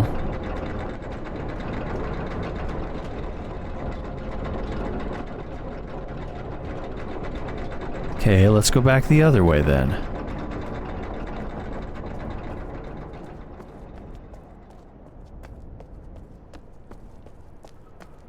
We'll continue to venture backwards. Maybe something new will have opened up back that way.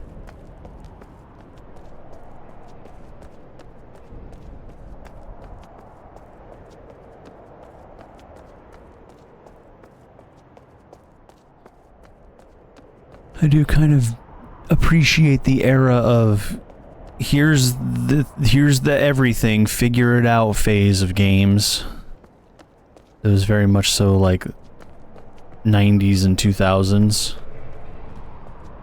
Click on everything. Does it look suspicious? Click on it some more. Keep clicking it. You'll get there eventually.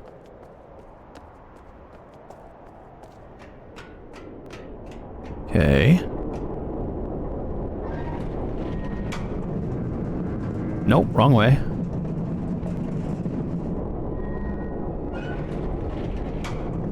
And Obra Dinn was an incredible game. If you haven't played Obra Dinn yet, oh my god. That's another game that just occupies more of my brain space than anything else. For some reason, I wasn't expecting that to be a teleport, but here we are, and I'm okay with it.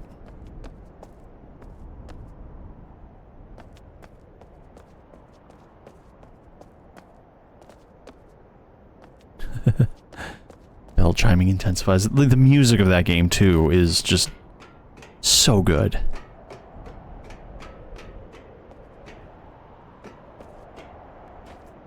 Again, takes up more of my brain than it has any right to. Okay. Alright. So what was the point of going here, then? Besides disappointing me.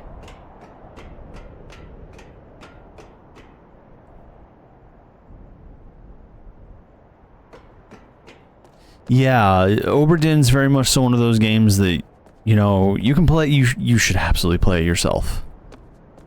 Before watching a streamer play it.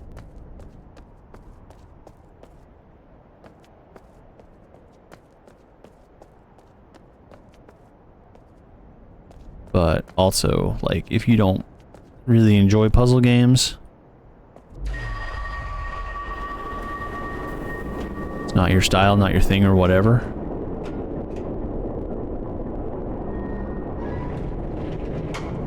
Definitely a fun watch through. I actually do have Grim Fandango. It's not on the list, but I do have it. Okay, so there's that. And I guess we could use this to teleport back if we wanted to. We don't need to.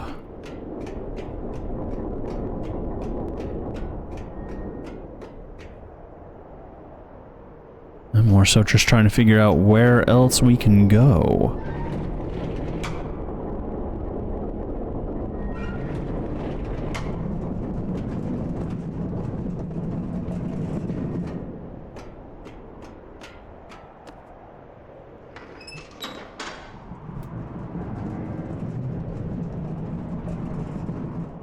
Okay, so that can just stay there if I ever need to go back and forth between these two areas, which is more likely.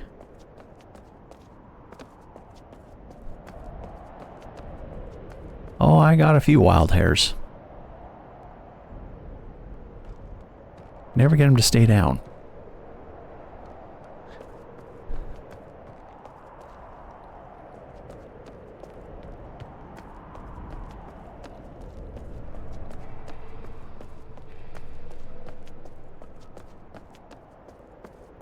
You know what else I wish would stay down? Constant infiltration of advertisements. No matter how many times we try to shout it down, it just keeps getting back up again. But we're going to keep shouting, so keep shouting. Ads are approaching. Shout. See you soon.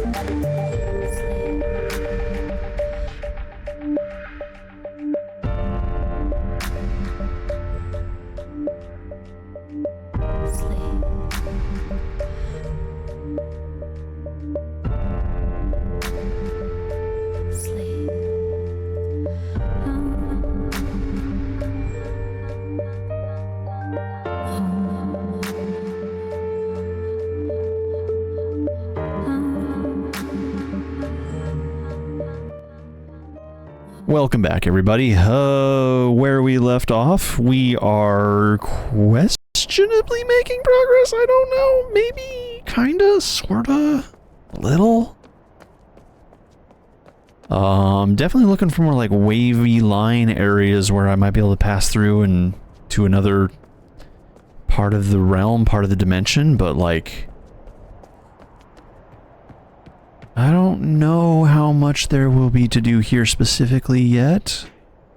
Or maybe there is and I just haven't discovered it yet. This ain't it. That ain't it, Chief. That's not the direction.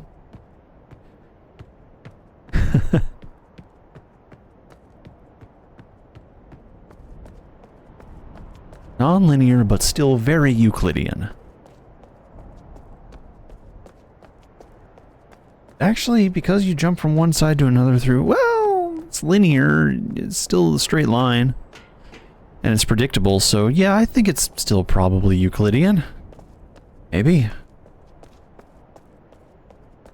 I can do more here. We can do it.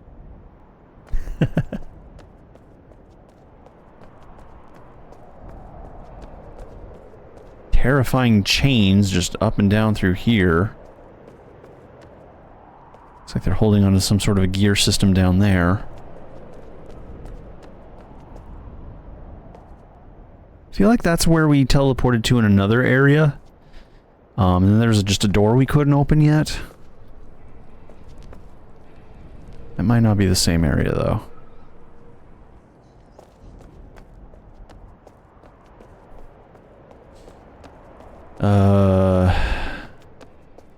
The only thing that immediately comes to my mind is the Russian machine over there. But I don't know if I have what it takes to operate it yet.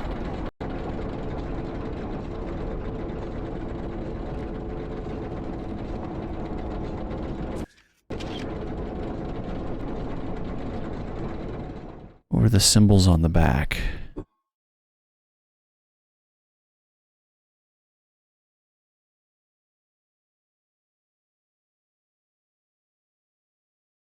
Huh. Backwards 3 AH, backwards N M.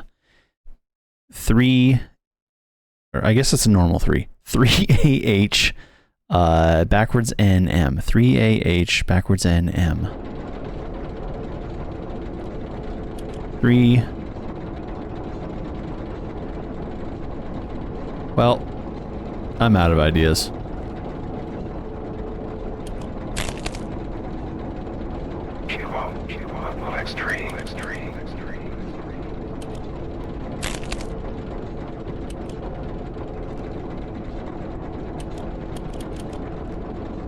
Well, hi Mocker Show. I broke it. I don't know what I'm doing in here. I don't know what I'm doing. Okay, so that's not coupling, that's not coupling. We have 3 more things we need to couple, but they don't seem to wanna. So unless I can move that thing somehow, I can turn this on and off.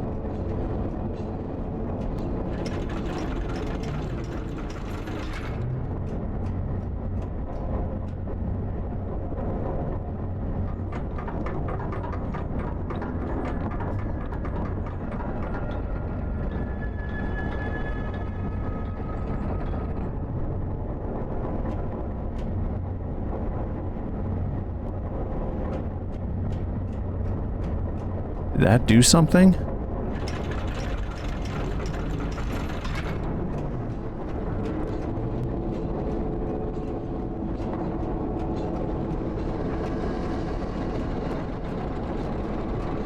Not especially. The cylinder.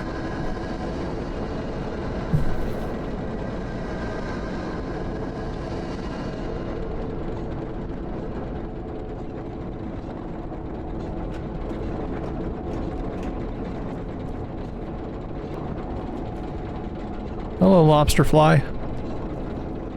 Very cute.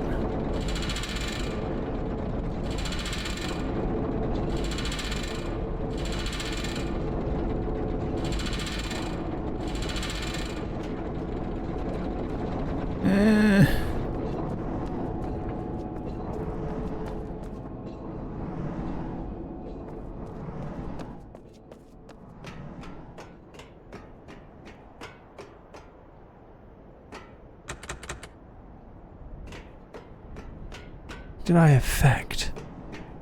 Did it even change anything?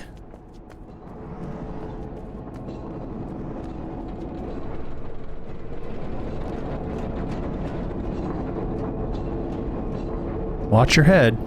Clonk.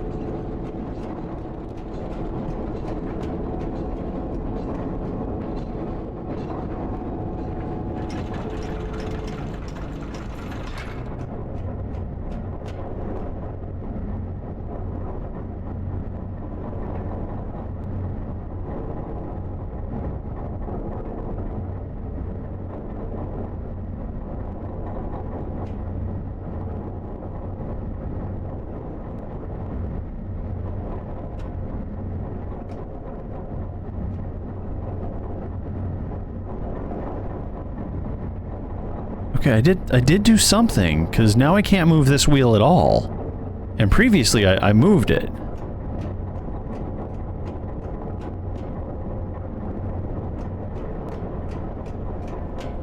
I was so close. So I moved away from it. I did the opposite of what I should do.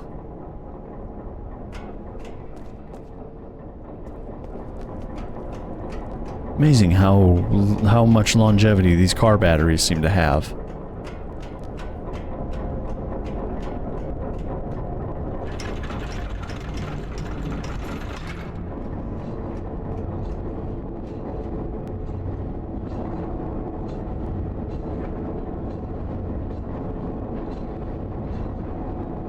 That does not move anymore at all.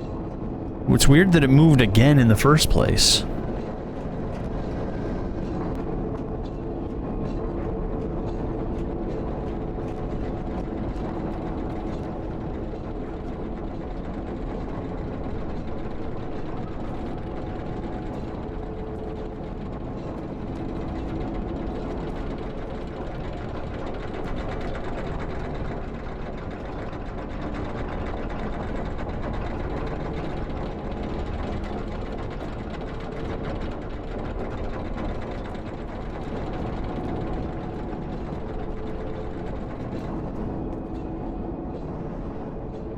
It's probably going to be one of those things that stands out to me as painfully obvious once I get it done.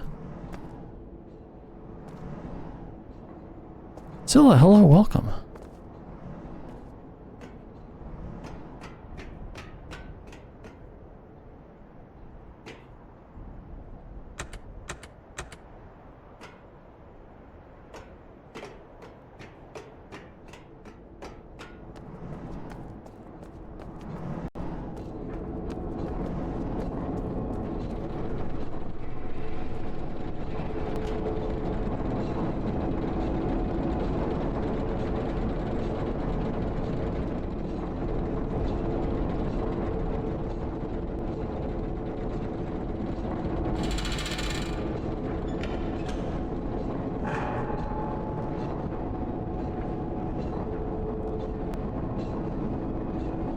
Doesn't rotate in socket.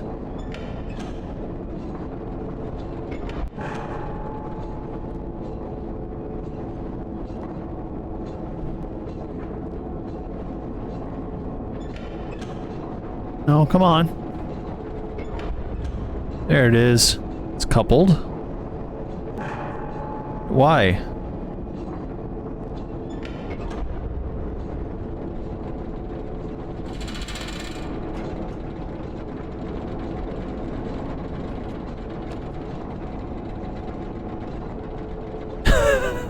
How big is your new 3D printer?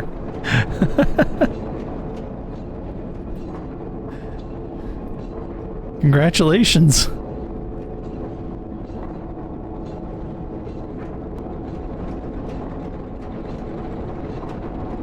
Fo, just tell me. Fo, just tell me. We're both in pain here. Just tell me.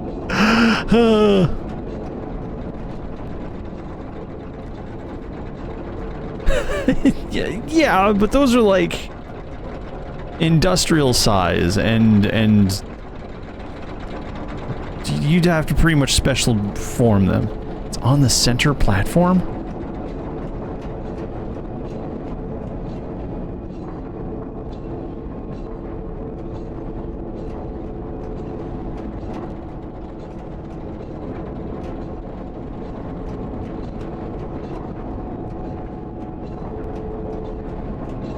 here?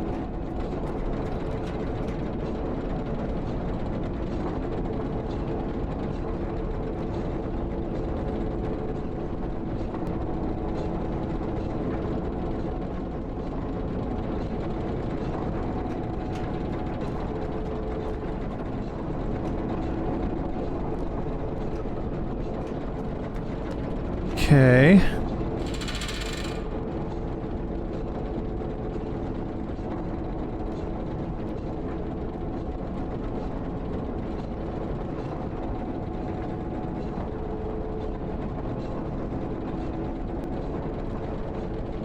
The center ring.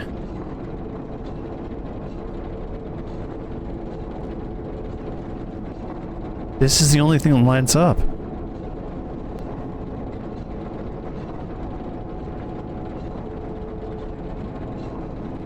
Nothing else lights up. Nothing else can be clicked.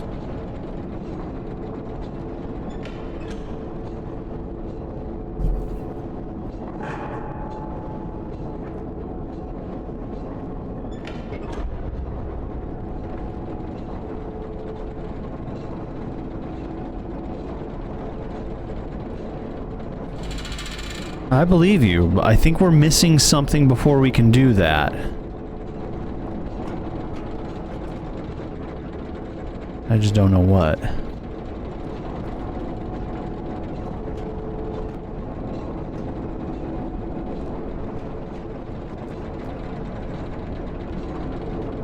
No, those 4 divots... So this is the only one that's actionable. Can you see my mouse? Yeah, you can see my mouse. That's the only one that's actionable. If it doesn't have a white dot and enter it, then I can't do anything to it or affect it.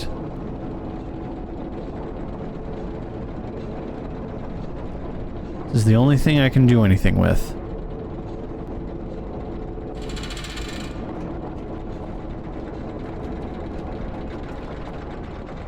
So that means I'm missing something or haven't done something.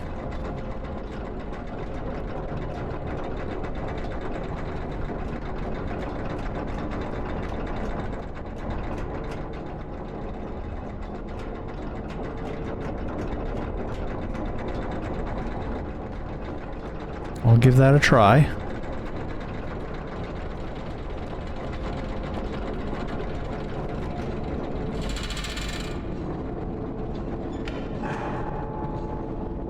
See, even that far away, it's just this. That's all it does.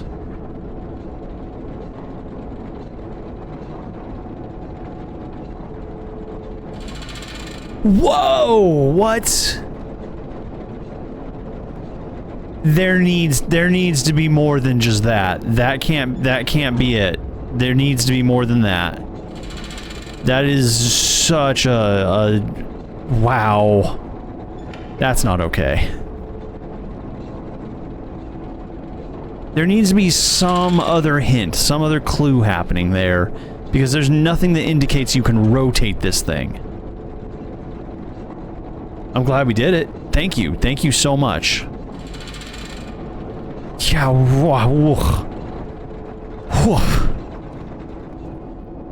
okay, so now I can start working on piecing each of these together. Because probably all of them are moving in one form or another. Yeah, I was on the verge of like breaking out a walkthrough. I was right there. Cinder, hello, welcome. Don't worry, we're not disparaging on the game. That was just that was a small little bullshit thing. That was just a small thing. The rest of this has been a beautiful experience. How are you doing, Cinder? It's good to see you.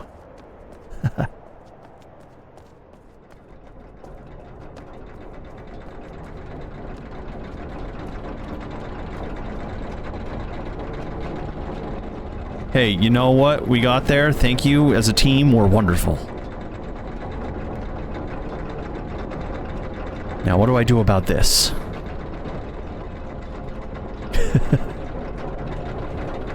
Do I stick my fingers in that area? Is that gonna do the next trick?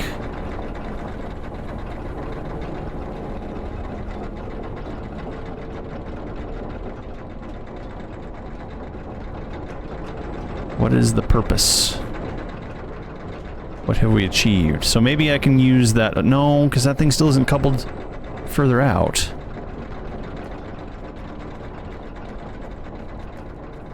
We did get the spinners spinning. They're spunning.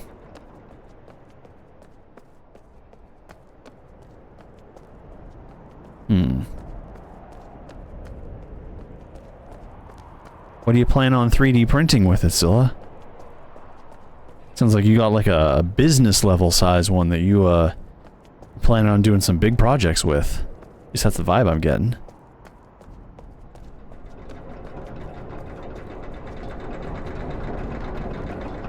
Bootleg Warhammer 40K miniatures. You got my support.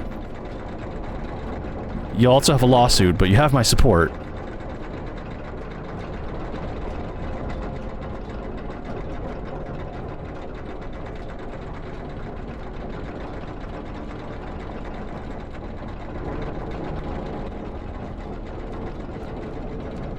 If you change them just enough to be just slightly off, they can't nab you for it. So like, rather than a trident, give it a pitchfork. Or rather than a rail gun, give it a nail gun.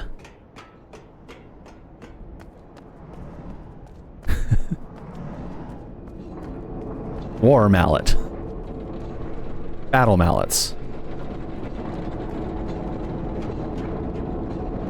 Skirmish ball peen hammers. For real. Like, this is 100% like helmet required area.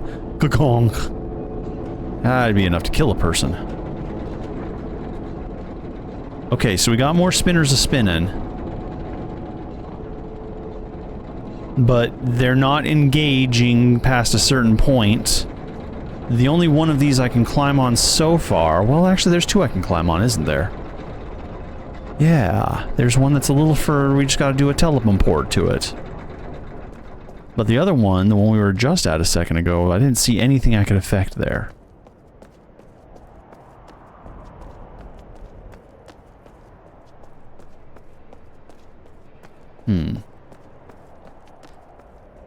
Yeah, right? Good thing I'm already dead.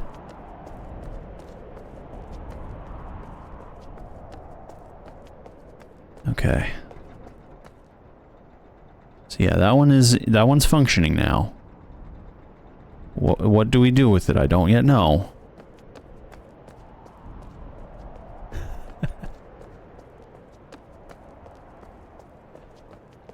That just means I can see one more dimension than you can.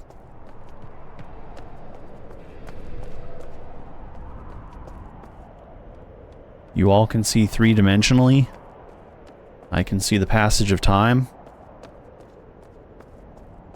Both directions.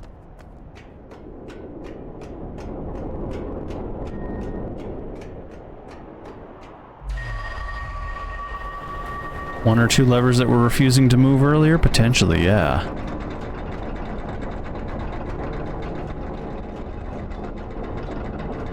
Maybe on the machine itself, or... a chunk?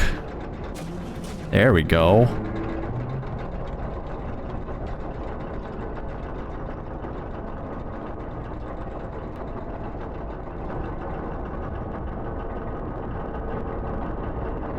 Oh, so you can see 5 dimensions. Is it all just one big orb? I have a theory that it's all just one big orb. Not quite a circle, but an orb. Okay, so now we can fast travel. That's decent.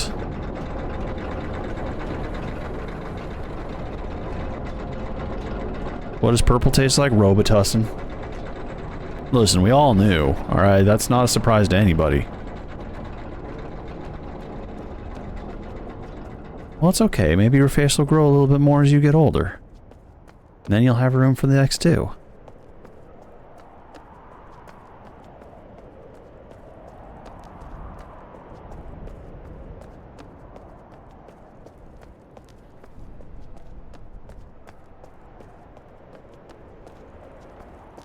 It occurs to me, Quasna, I don't know that I've actually seen your character, or if I have, I'm not recalling it and I apologize.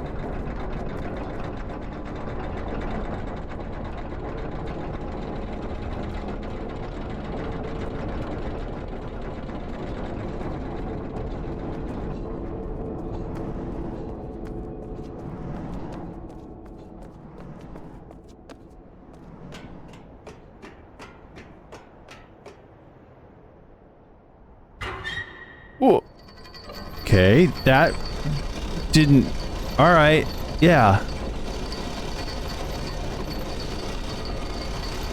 Inkjet printer that spit its internal parts. I'm sorry your inkjet printer went full sea cucumber on you. Sucks when that happens. Yeah, we're descending into the mist. I'm not a big fan of whatever this is gonna be. I'm scared. Oh, no. Okay, we'll just stop right here. Oh. Oh.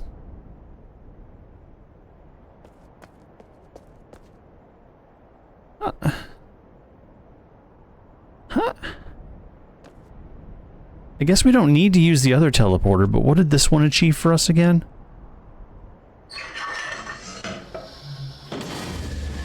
Excuse you.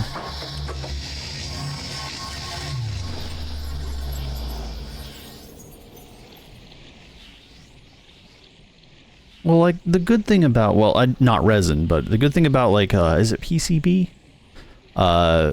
Is, like, you can melt it down and reuse it.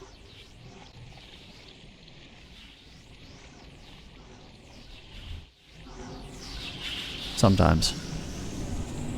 Yeah, resin I don't think you can do that with.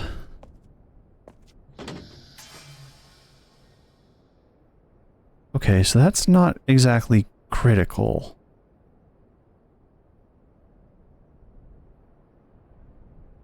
No, I said PCB, but yeah, PCP is something very different. PCP is a bad time. PLA? Oh, okay. Corn plastic.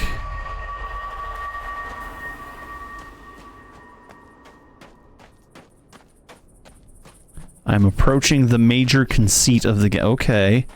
That's encouraging. Cool.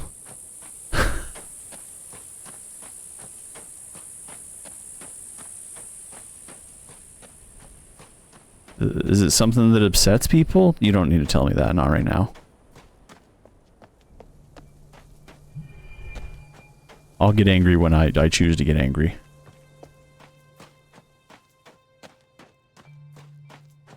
Still can't open that. Still can't access that. How about that battery?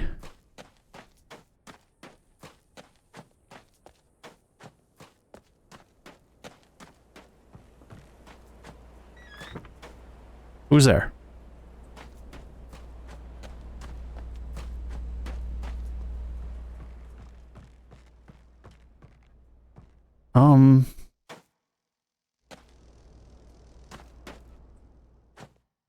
Okay. Into the crucible?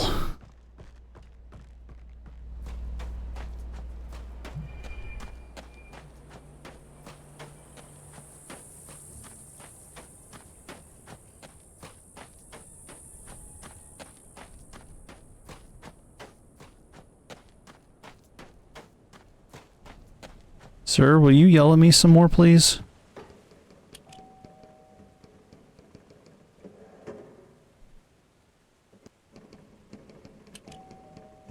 No, he is actively ignoring me now.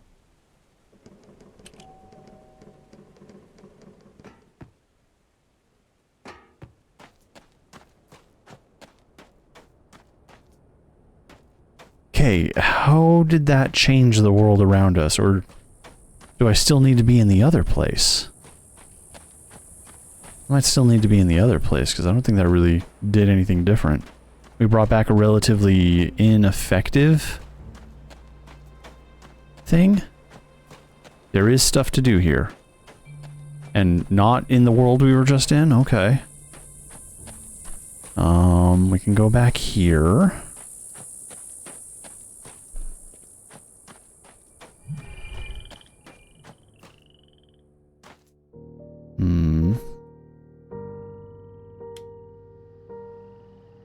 I don't know that we can access that yet necessarily, but maybe we can.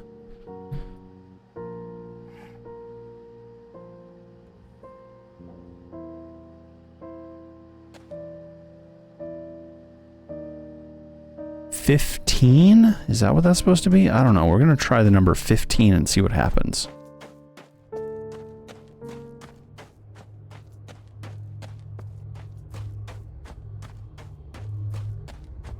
It's like a sideways 15.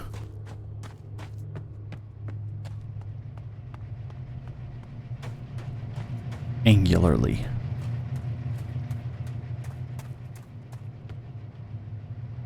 Why? Who are you?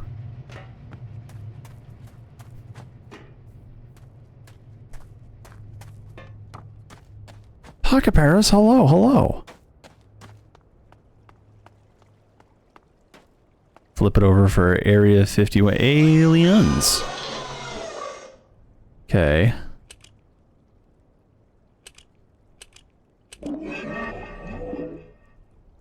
That's not it. Okay, so 1 0.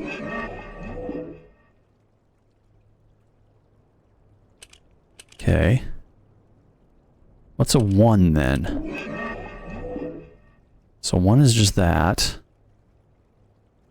Okay, so that means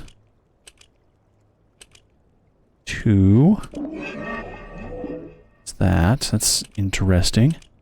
Pocket Paris, how are you? How you doing? Did you get to take over Lunar Brujo's channel yet? That ain't it.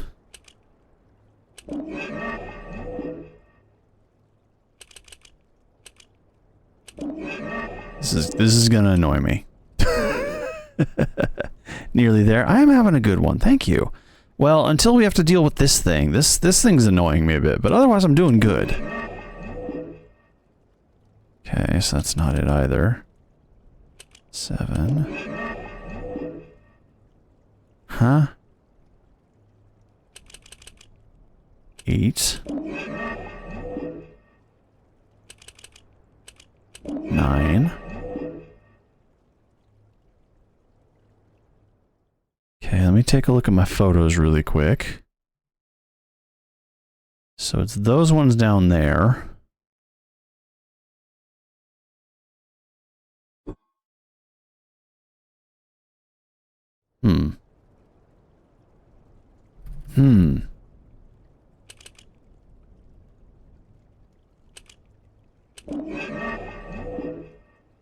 Yeah, that tracks. Okay.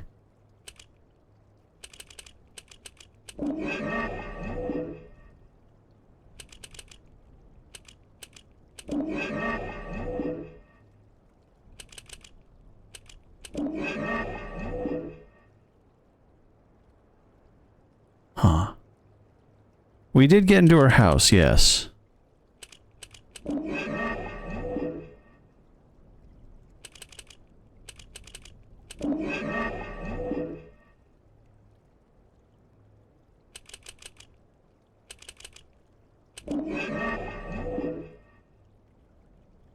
Nope, that ain't it. Okay,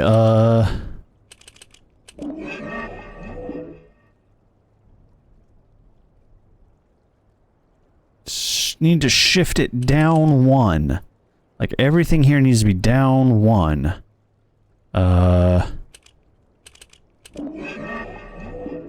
Okay, alright, so 9 is a good starter point there.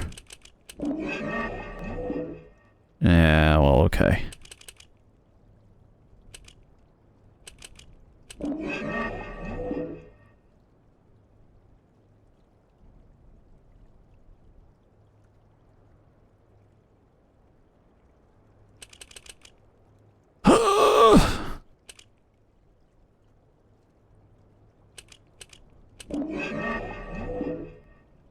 Look, all I have to do is start at 1 and keep going.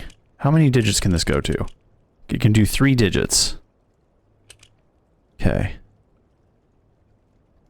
So I feel like the first number is 9.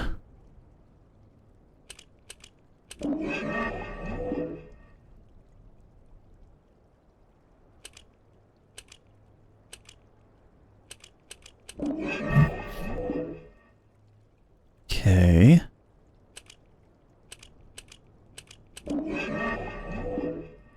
Oh, hang on. No, we're not quite there yet.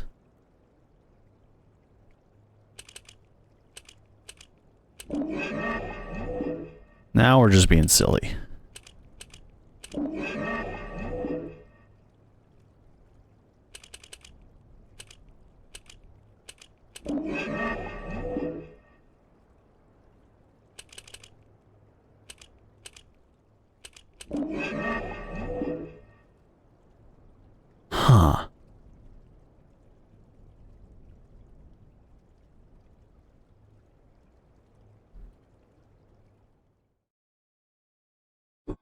I'm still in the process of trying to find, like, the commonality of it.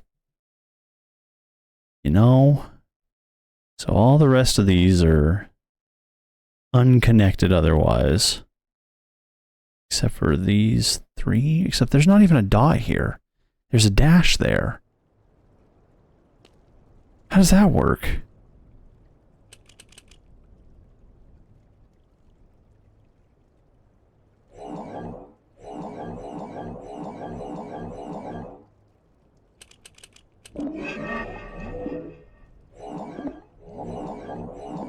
Oh my gosh!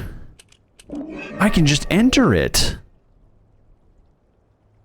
Okay, okay, hang on. Okay, so those 2 extremes are it, and then it goes down to that extreme, and then it cuts through this extreme. Okay. Alright, let's give it a try.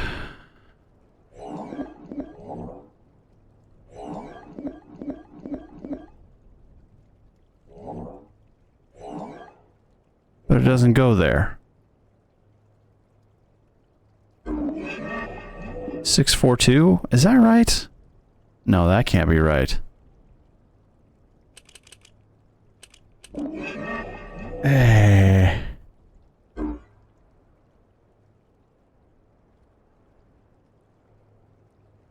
I don't want to touch it.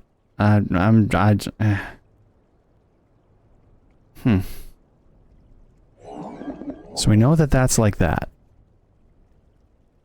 Catches, according to this, unless I have this aligned incorrectly, because I can't put that there. I think I have it aligned incorrectly. Gosh, darn it. Okay, hang on. Let's take another look.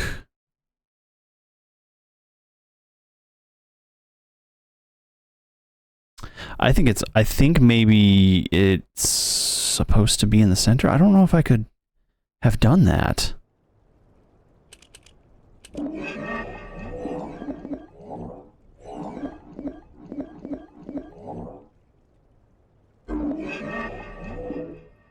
No, that's nothing. It's still nothing. Okay, back to the house. I'm gonna keep finagling with the projector. That's how I run when I only have one hand on the mouse. Only one hand on a keyboard.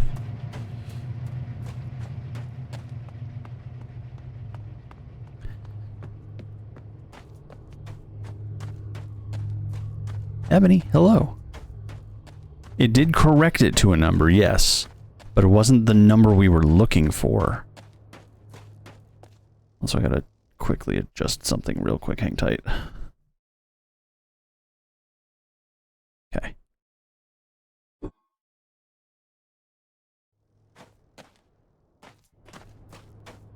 No, what, house.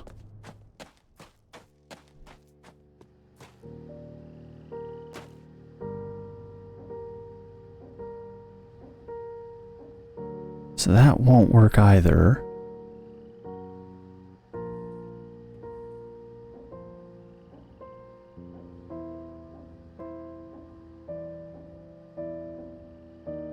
Unless it means to do that, and that still doesn't make sense either. So I can't adjust the projector up or down. It's only a side-to-side thing.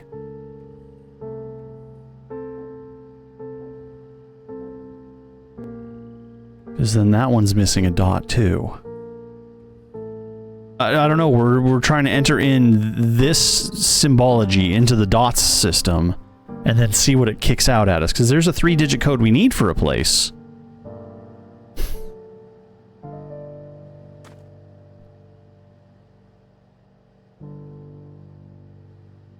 But then this spot here is nothing. But if I shift it over, then this spot here is nothing. And if I shift it over some more, Well, it's just not even on the paper anymore. I don't understand the little dash marks because I don't know how those affect anything. But that's my next best bet, is maybe it's that? We'll see. I'm not sure. I'm not sure where the little dash marks come into play in this thing.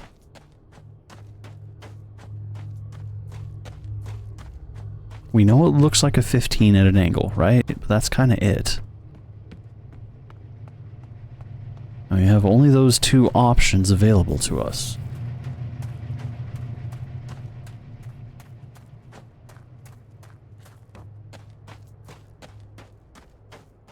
The screen was just there. It was just in place. We just turned on the projector and flipped a slide. There's only 2 slides.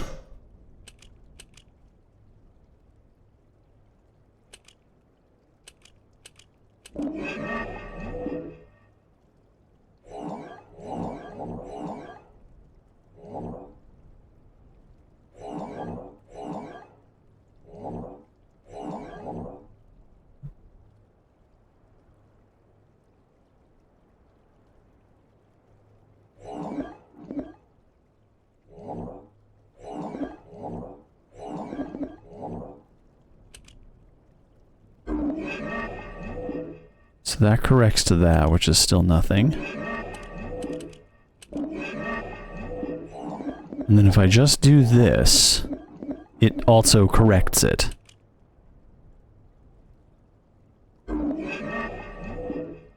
It becomes that, 406.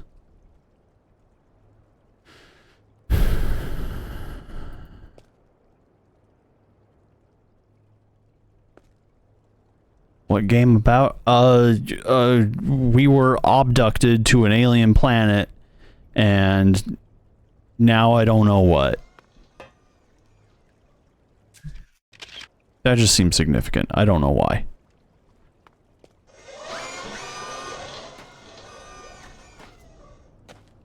Suddenly numbers and letters mean a lot in this game, and I don't know where to apply them.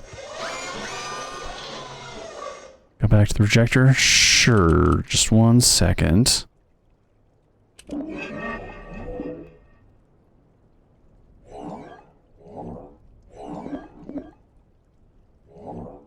Can't do that one there either. The only way a 15 could fit in this thing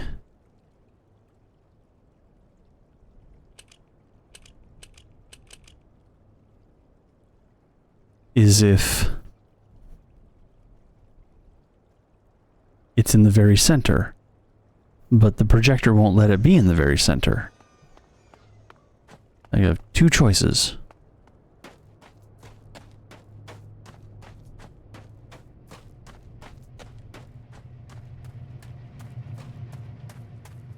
Fly, butterfly, fly.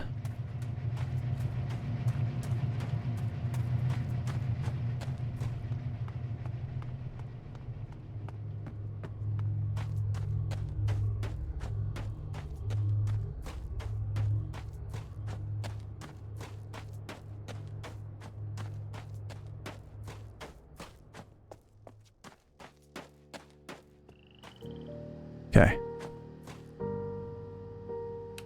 So there it is without the projector. This is just what this is. Oh, you are kidding me.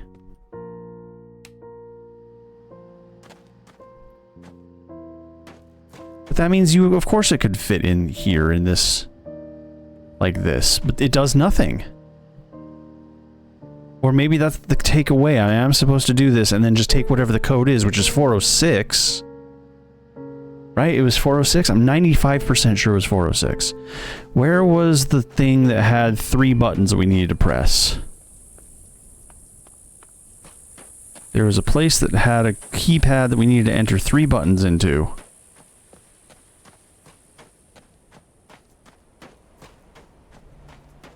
Little registration marks become X's?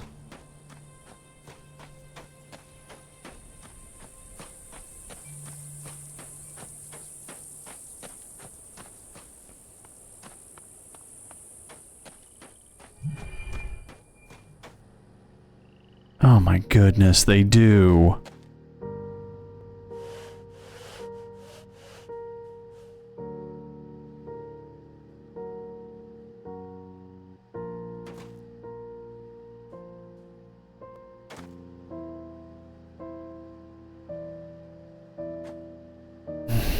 Okay.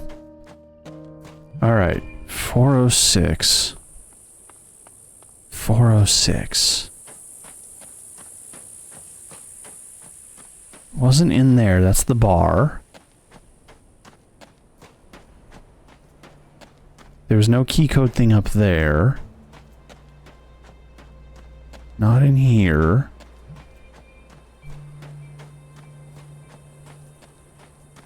No, that's just the battery. Submarine did not have any key codes to it either, weirdly enough.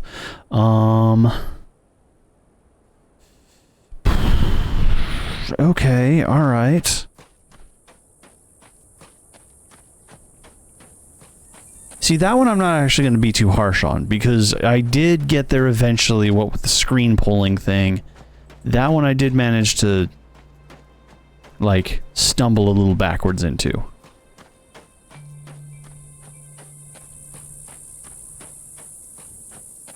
.406, 406.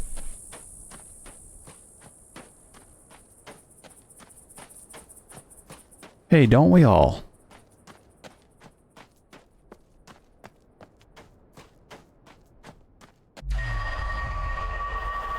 That is okay. As long as we get there in the end.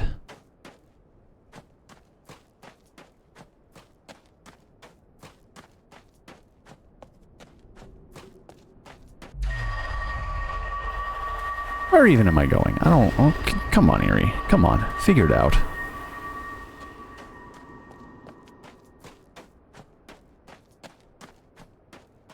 Yeah, exactly. So, like, I had given myself the hint, technically. The telephone console up here, I think, was 6 digits. I know there's a console in here somewhere that's 3.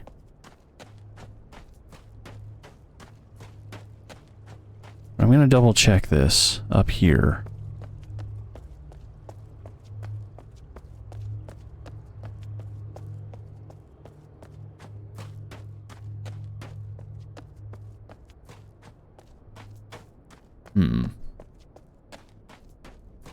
Peekaboo.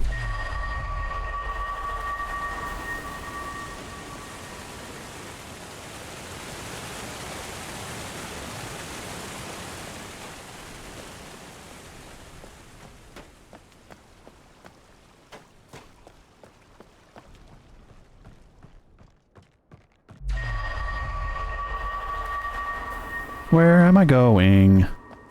Anywhere I want. Okay, so we've been through that one. And then this, if I remember, it's just kind of a lookout point. Doesn't go anywhere, doesn't do anything yet.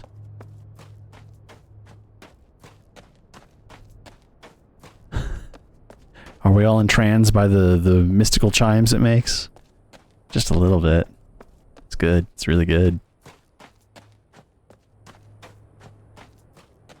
Okay, back over the ramparts. Have we been over here yet, or did I skip this part of the ramparts? No, I think this is the door. Hello? Ha! We found America.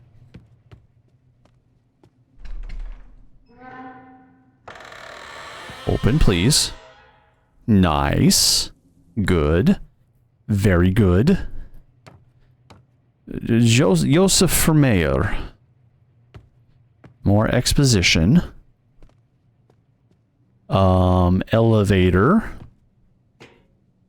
Which now will probably work. We know the call number for it. Okay. This was the mayor's office. Oh, it's so regal, so noble, so beautiful. Wow award for community excellence. He just decided to collect awards that just fell through the gaps of space and time. Nope, not gonna read that right now.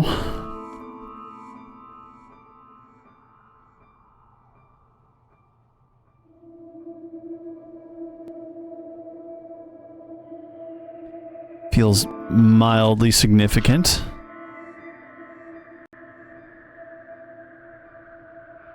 Doesn't seem to settle. Yeah, it's always going somewhere.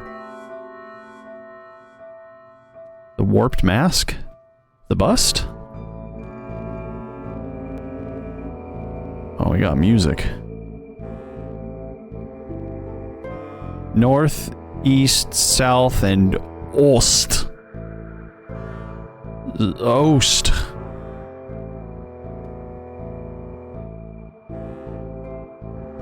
For may all your doors stay open.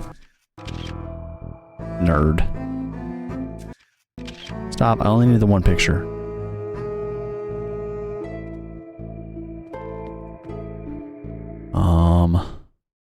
Photos?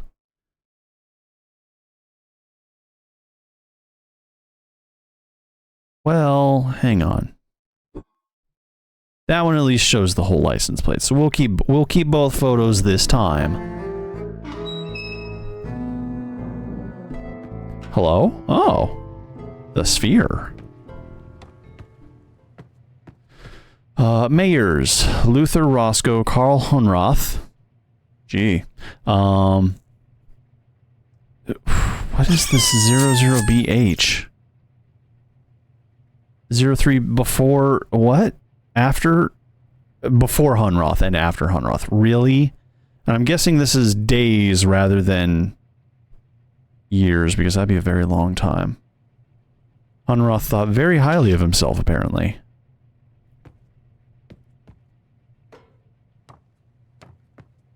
Okay. Another one of these.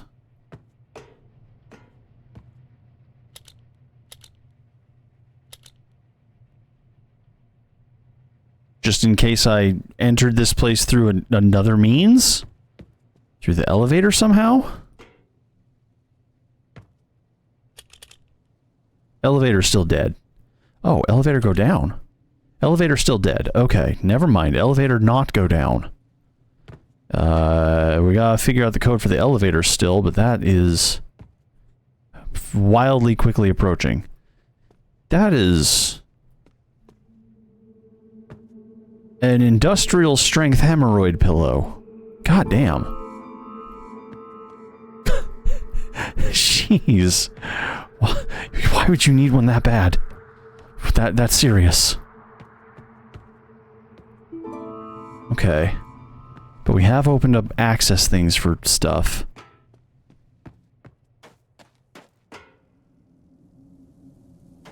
Well, you can't look at that and not tell me. Anyways, it's fine. We won't obsess over it. It is a nice vase. That's a nice vase. We can focus on the vase. Okay, and then there's these. These are here. Okay. Cute little plane up here for some reason. Just decorative. I don't see anything symbological on it. 3 doors and part of an elevator.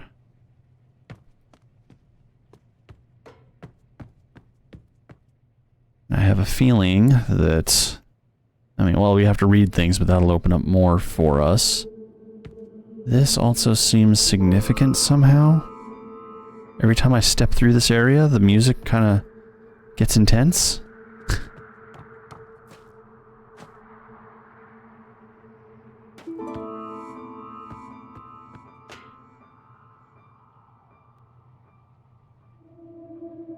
Okay. All right. Well, this is actually a pretty good area to leave off for the evening and come back to on Tuesday, actually. Is that Monday, Tuesday? Yeah, Tuesday. And on Monday, we're going to have something brand new to jump through, I guess. Figure out what that'll be. Well, friends, thank you so much for joining. I genuinely appreciate it. Thanks for coming and hanging out. I hope you're enjoying this playthrough. I am stumped, puzzled, and confused constantly. And apparently you're here for that. And you're enjoying that. So good. My suffering is your joy. Heck yeah. In the meanwhile, if you're not already, come hang out with us on Discord. Links in chat now. It's a good time. It's a wonderful place. We got some really creative people there. I got game developers hanging out with us. We got artists hanging out with us. We got just, you know, it's a good spooky vibes everywhere. Come in, And, darling. I've been expecting you. I'd love to have you if you're not already a part of it. Everywhere. Excuse me. I also have sorry, lost my mind there. I also have a YouTube channel and a Blue Sky. I like to post clips on both of those, and on on my YouTube channel, all of my past playthroughs are there. Everything dating all the way back to 2018. Some of them are in episodic format where I actually did take the time to edit and cut and crop and stuff, but when Twitch told us that they were going to get rid of all of our backlogs and we had like X amount of time to move it off somewhere else, I kind of just dumped it all onto YouTube, and it's all there. And Kuro did an amazing job of actually like sorting playlists and putting them in order, so like it is actually the semblance of organized. And things are good, so please consider going and checking that out if you want to go watch more. In the meanwhile, we're going to go say hello to Trobert, who's playing Barony. Oh my gosh, I haven't played Barony in a long time. So that's going to be a lot of fun. If you haven't seen Barony before, it's... How do you describe it? It's it's a roguelike. It's very abusive. It is delightful. So yeah, we're going to go give Trobert some love. You can absolutely come join us in the liminal lighthouse anytime you want. Some of these windows are fully exposed. There's no glass in them, but I'll let you figure out which ones are which. Don't worry, if you're already here, you're already dead, so don't worry about it. Who's that in the background? Anyways, yeah, thank you everybody. Have a wonderful night, and I will see you on Monday for something brand new and shiny. I'll see you then. Oh, also, coffee.com/Erie. It's there if you wanna. No pressure.